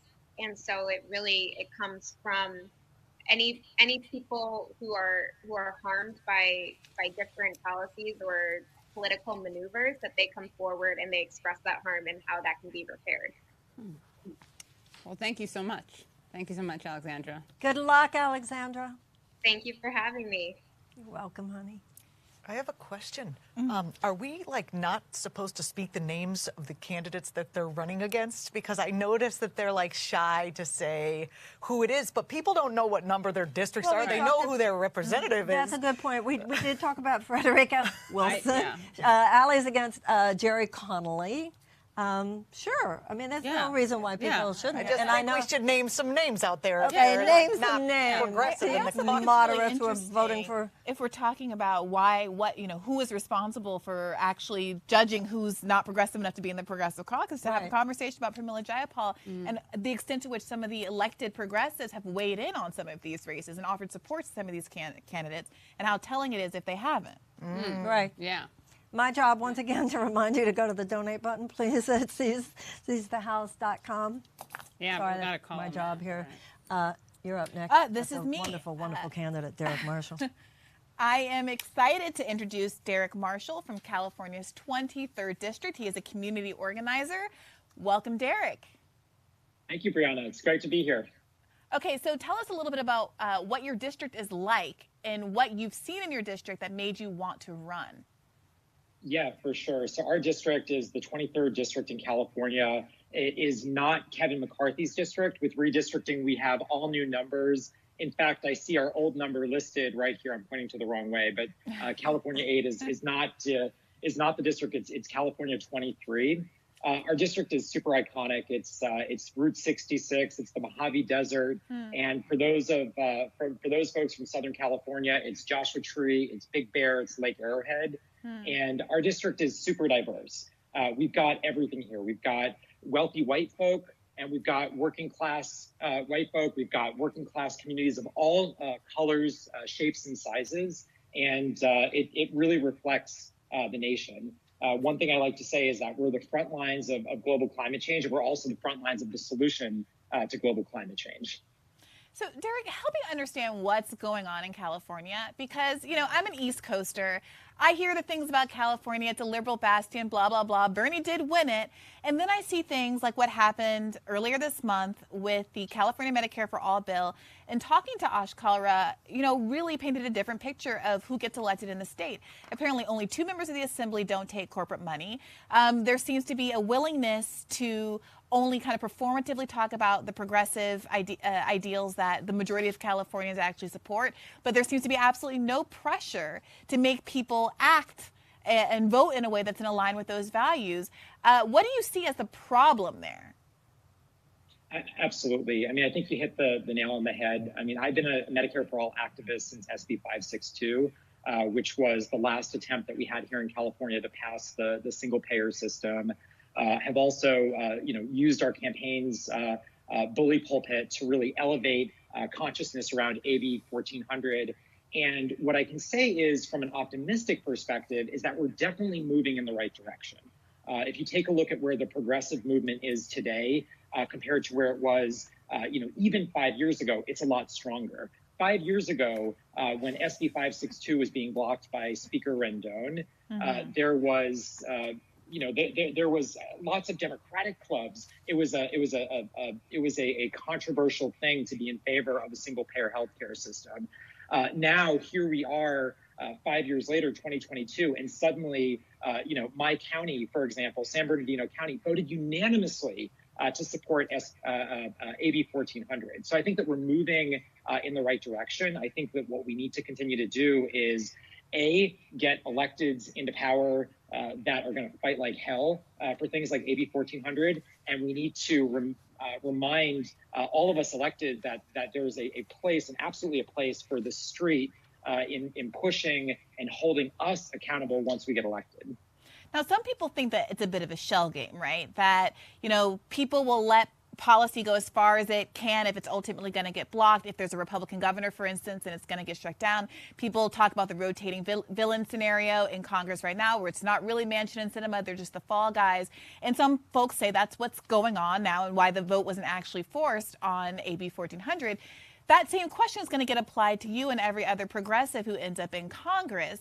How do we know that you're actually going to go to the mat for things instead of doing what some people perceive currently elected progressives are doing, which is to say, okay, this time I'll vote for the Iron Dome and you won't vote for the Iron Dome, and you share which policies you're going to take the hit on and spread around the progressiveness. Why would you be any different?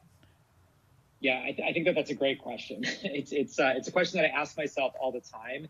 And I think that, there's a piece of me that's super optimistic and idealistic. Otherwise, I wouldn't be running for office. I would stay being an activist.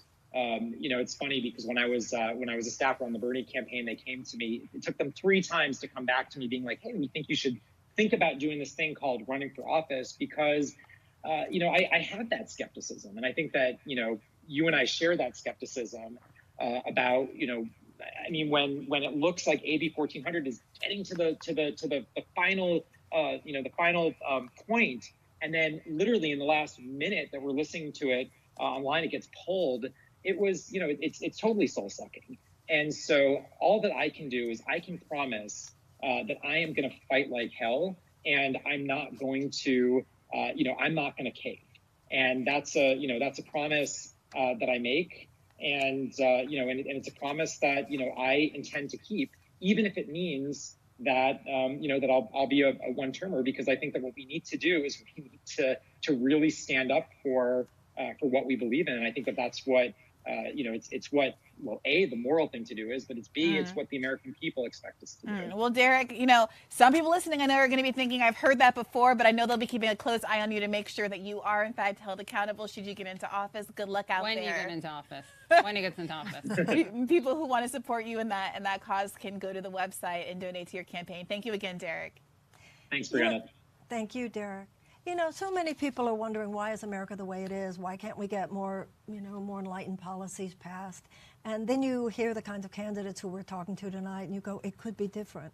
And I hope that you're feeling as inspired by all of these candidates as we are. And that's also why I hope you'll push the donate button, even if it's at seizthehouse.com. Because that's really what this is all about, giving these people a chance to actually mount the kinds of campaigns that will make them competitive with the corporatists that people say they don't like. But then in that case, you need to support the candidates who are running against them. When Crystal was here at the beginning of the show, she mentioned how on the right they had the Tea Party. Yeah, well, the Tea Party was Koch we brothers. Need chutzpah. We need We're the Koch brothers of the left. We need to stop our codependent relationship. And we need your help to fill the coffers. Right. Yeah. Right? Sorry, Marianne. Well, I've said many times that when I ran for office, some of you probably know, what I learned was that the system is even more corrupt than I knew. But I also learned that people are even more wonderful than I hoped. That's how I felt about the voters, and that's certainly how I feel about these candidates. They are extraordinary. And once again, if you go to seizethehouse.com, there are more on there, and there are more throughout the country. Find out who they are. And the next candidate is someone that I'm very excited about, Neil Walia from Colorado District 1. Neil, welcome. Welcome. I'm glad that you're here with us tonight. Yeah, thank you so much for giving me the opportunity to be here, and thank you for hosting this event. Neil, your story is very moving and very typical of so many people in this country. First of all, your parents immigrated here from India, correct? Yeah, that's right. And you have received a lot of education in Colorado. You have, I think, 2 master's degrees. You have a lot of expertise now. You've worked 2 governor's offices. You've worked with the National Governors Association. And yet you yourself find yourself shackled by college loan debt, unable to buy the home that you'd like to buy, and so forth. So you are really ground zero of the American experience of so many people in your generation. The mix of your expertise, you have everything that theoretically should get you the American dream, and you find yourself unable to get the American dream. Tell us about that, and tell us how that experience will inform what you're going to do in Congress, and tell us what that's going to be. Yeah, definitely. And I think the most important place for me to start, for people to understand who I am, is by telling my story. And, you hit it. I'm the son of Indian immigrants. I'm the first person in my family to be born in the United States of America. And when I was 13 years old, my parents took me and my sister to go visit family in Old Delhi. And on one afternoon, they decided to take us out onto a bazaar. And for those of you who have been to India or familiar with the country, you know that a bazaar means dirt roads. It means stores on your left, stores on your right, tens and thousands of people as far as your eyes can see. And one afternoon, we were walking through a big crowd, and we stumbled upon this young boy. Now, this boy had to have been the same age as I was. He had the same skin color, the same haircut, the same eyes, and yet here this boy was absolutely begging for his life without a single piece of clothing on his body.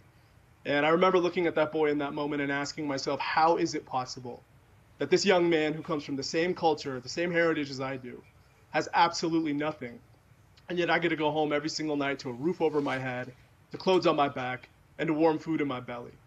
And you know, I've never stopped thinking about that boy.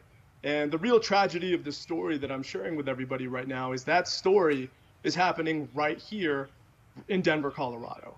And that reality is what my parents escaped from to come to this country in pursuit of what was known as the American dream. And as you said, Marianne, I have taken all the steps that I've been told to build a better life for me and my loved ones.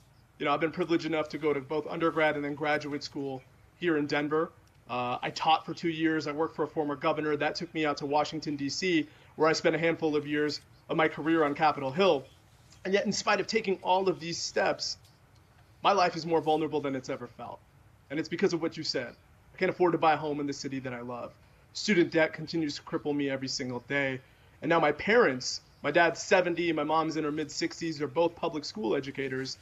They are actively postponing retirement, not only because of the economic insecurities that they face, but because they still feel like they have a role to play in helping their children succeed. And feeling all of these pressures in my own life and knowing that there are millions of Americans across this country who are going through the same thing that I'm going through, if not completely worse, I chose to run for Congress, and that is why I'm running. Our communities here deserve to have a representative who's living their struggles, but more importantly, will fight to fix them as if their lives depended on it, because my life does depend on it. And that's why I'm running, and that's what I'm hoping to take out to Washington, D.C. When I win in our June primary this year. And your opponents, is there an incumbent there that you're running against, or is this an open seat? What's the story? Yeah, so I am a Democrat. I am challenging Congresswoman Diana DeGette. She is a 25-year sitting incumbent, someone who I would describe as a corporate Democrat and someone who takes millions of dollars from corporate PACs. And so we are trying to bring a people-powered grassroots movement here to Denver, Colorado, which is something that the people of our district have been waiting for a long time, and championing all of the transformational progressive policies that so many of us care about, all the way from the Green New Deal to Medicare for all, to a direct approach to tackling homelessness and treating that as a national crisis. And you have a lot of background in the homelessness issue professionally, of course. I think being in Congress 25 years is long enough. I would agree. Absolutely. I wish you the very, very best. Is your entire district in Denver? Yeah, so I would say that 95% of my voting block is in Denver County.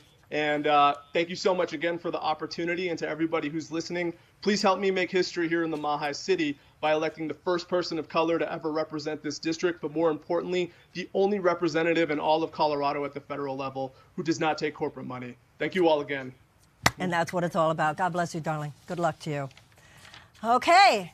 God, Denver is hot and happening, and everybody's in Denver now. And yeah, we need somebody like that. We don't need somebody who's been there 25 years. Mahi City.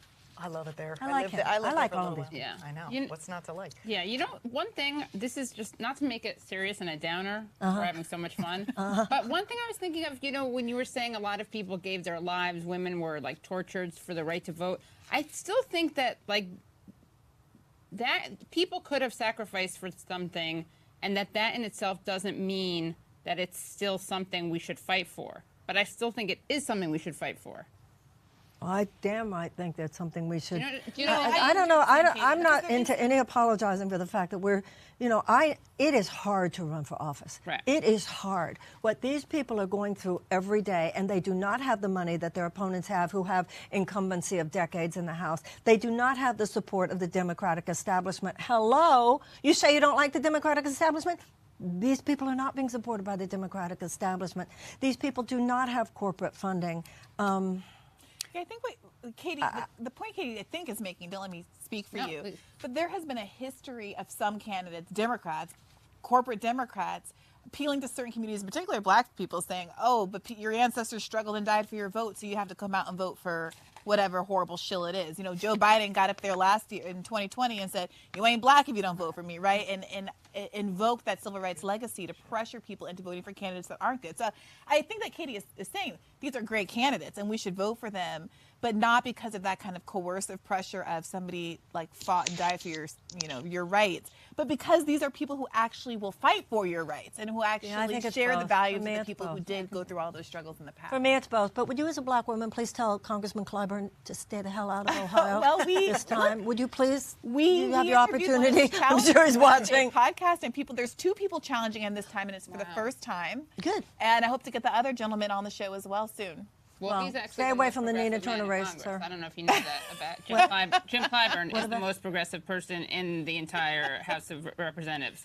That is according to research conducted by Jim Clyburn. I like his daughter. He has a very, very nice daughter. Our next candidate is our last candidate of the evening, and I'm sad to say that, but I'm happy that she is able to be here. Melanie D'Arrigo from New York's 3rd District on Long Island. Are the progressives on Long Island still? I have no idea. I'm sorry. I really wanted to test out my Long Island accent. That's violence. That's violence. Listen, well, firstly, thank you so much for having me. It's such an honor to be here with you. I just want to give a quick shout out to Marianne's jacket because it is amazing. I got it in Austria, so it's not American. Sorry. Absolutely beautiful. Thank you. Yes. Beautiful. See, on Long Island, that would go people would love it. Oh, purple, yeah. People would love it. So I understand that Long Island is having a blue wave because a lot of young families are moving out and they are bringing their progressive values with them. I also understand that you ran against the incumbent there who is now out of the race. He's running for governor, right? That's right. right. All of the money, I just want to make, because you're really a good example candidate, like we're asking people to give money to you and to the other candidates that were here.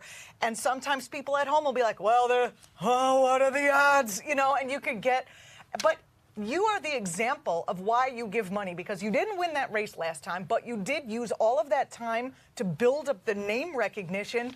You got, what was it, 30% of the voting public? Yeah. I mean, you don't need that much more in order to win. That's only 20% more. So, you know, any person we're supporting here tonight,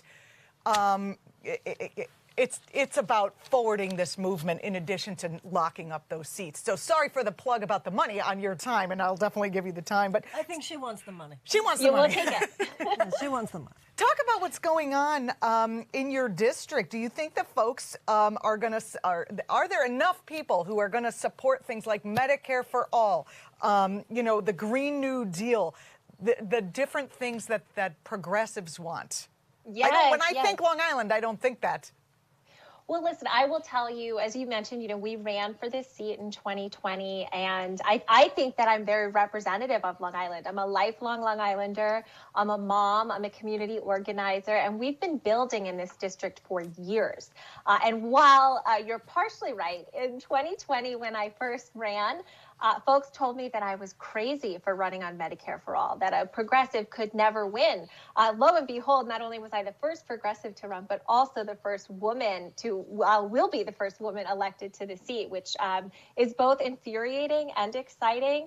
But fast forward to today, where, as I said, we've been building for years in this district, and now issues like Medicare for all are polling at the very top.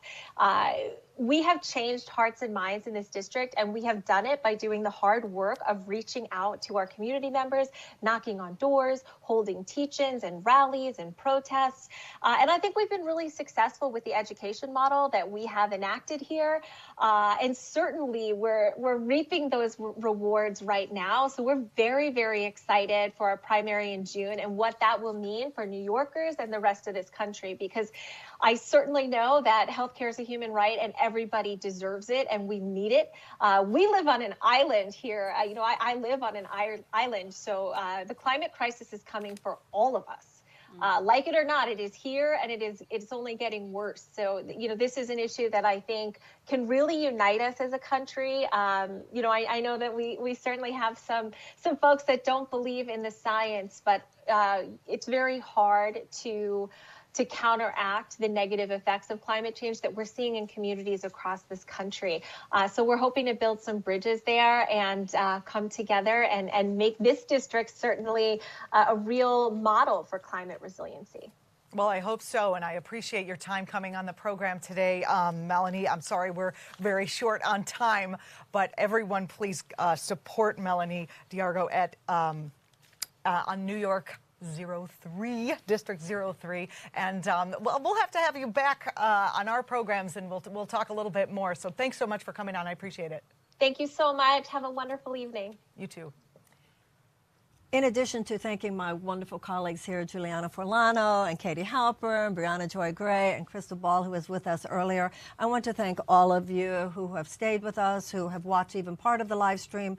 I hope that you will continue this conversation with your friends on your platforms. Please tell people about it. Tell people to go to seizethehouse.com. I hope that you will give generously. We all know what's going on here. The United States has a higher poverty rate than any other advanced nation. We have a higher incarceration rate than any other advanced nation. We have 1 in 4 Americans who cannot even afford to fulfill the prescriptions that have been given to them by their doctors. We are the only advanced nation that does not have some form of universal health care. We know what the climate crisis is. We know the huge income inequality greater than it has ever been. We know that a very tiny portion of our population controls the vast majority of our wealth. The time has come for us to stop just talking about it, though. We absolutely must interrupt the pattern. The status quo will not disrupt itself. We've talked about the various things that are needed. Obviously, a reinvigorated labor movement, which is good to see. We know about all the social justice movements, which are so important and which all of us are part of. We all have to do what we can do and what we feel called to do. I personally feel that voting is one of the areas, electoralism, as people like to say these days, it's undeniably important. As we've said so often here tonight, the terrible amount of human suffering that we see in this country, so much of it is due to bad public policy. And the only way that will change is with good public policy. And the only way that will change is with different people making the policies. So I want to ask my friends here to wrap it up. I just want to say thank you. Thank you to all of you. Thank you to these candidates. And one more plug, that you look at the seizethehouse.com videos on the candidate page, because you'll see a lot of other wonderful candidates. And I hope that in your district, wherever you live, 435 districts, everybody has a congressional race coming up. Find out who the people are running in your district. And if you find a good one, please support them. Do what you can. They need your help. What about it, girls? What do you think? Did we have a good night? I think that was fabulous. I'm telling you, everyone knows me. They know that I come to this with a certain degree of skepticism, and I will confess to having that alleviated to some extent, talking to some of these candidates. And I really am looking forward. I was DMing some of the folks as we were broadcasting, saying, okay, will you come on the show this fantastic week? Come on, call in, do whatever. Because these conversations deserve to be a lot longer. And a lot of them have a chance to win if we support them and believe. And I do think it'll make a difference. And we should also ask them the tough questions about accountability and all those other kinds of things. What their favorite number is. What their favorite number is. Because I think it helps them in the long term to I'm get so the hard glad to hear question it. here and now. That's what I have hoped for the whole podcast community, that there would be more introduction of candidates. Makes me very happy. What about you, Katie? Have a good night? Great. It was great. I would totally go out with them again. Hope to hear from them. I actually do. Will they call back? You just never know. We'll see. Juliana? I had a great, wonderful time. It's a pleasure to be with all of you, live and in person, and even unmasked. I mean, it's like unbelievable. But just to do a service, a lot of people are feeling, myself included, like so much terrible is happening that you just want to help in some way, and we hope that this has supported some candidates to breaking breaking down the barriers that they have to getting progressive policies passed. And feel free to make a monthly donation to seizethehouse.com. There are so many people who have enabled us to be here. Thank you to the Breaking Points people, Crystal and Sagar. Thank you for allowing us to use the set. Thank you, Eric Nicholas here, and all the people, wonderful people in the control room. Thank you, Lauren Selsky. Thank you, Helen Caddis, for all that you did as well with CandidateSummit.com. Howie Klein, none of these candidates would be highlighted here tonight were it not for the work of the extraordinary Howie Klein and Down with Tyranny blog. You say to Howie Klein, you just name a state, name a district. He can tell you everything that you need to know, who's running, who's the blue dog Democrat, who's the moderate. His mind is an encyclopedia, and I know that what Howie Klein has done for me in terms of education about these matters is inestimable. Thank you, Adam Christensen, for getting the site ready for us the way it is now. Thank you, James Lynch. Thank you, Peter Brown. Thank you, Calvin Underwood. And who wants to have the final words? We have a few minutes. I was the sort of stern clock keeper. We have 8 minutes. After working at Pacifica, I also know that I need to thank all of the people who've already given the money. I know we're still asking. Oh, that's right. Thank you. Yes. But thank you. I know the money is coming in. Thank you. If you have some problem, you can find Marianne and find me on the internet, and we'll figure out what the issue is. And thank you for all the people who had given money to these candidates long before tonight as well over the last year. Thank you. And look, there's probably some folks that would be interested in volunteers. And I know we get people all the time who say, I'm sorry, I'm down to my last $5. I can't donate anymore. And I completely appreciate that it's tough out there. But again, Google real quick. I know some of you don't know. It's okay. What districts you're in and figure out what's going on and see if you can lend a support in those kinds of ways as well. Yeah.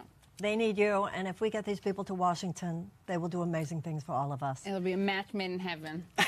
God bless you, everybody. Thank you so much. Bye-bye. Good night.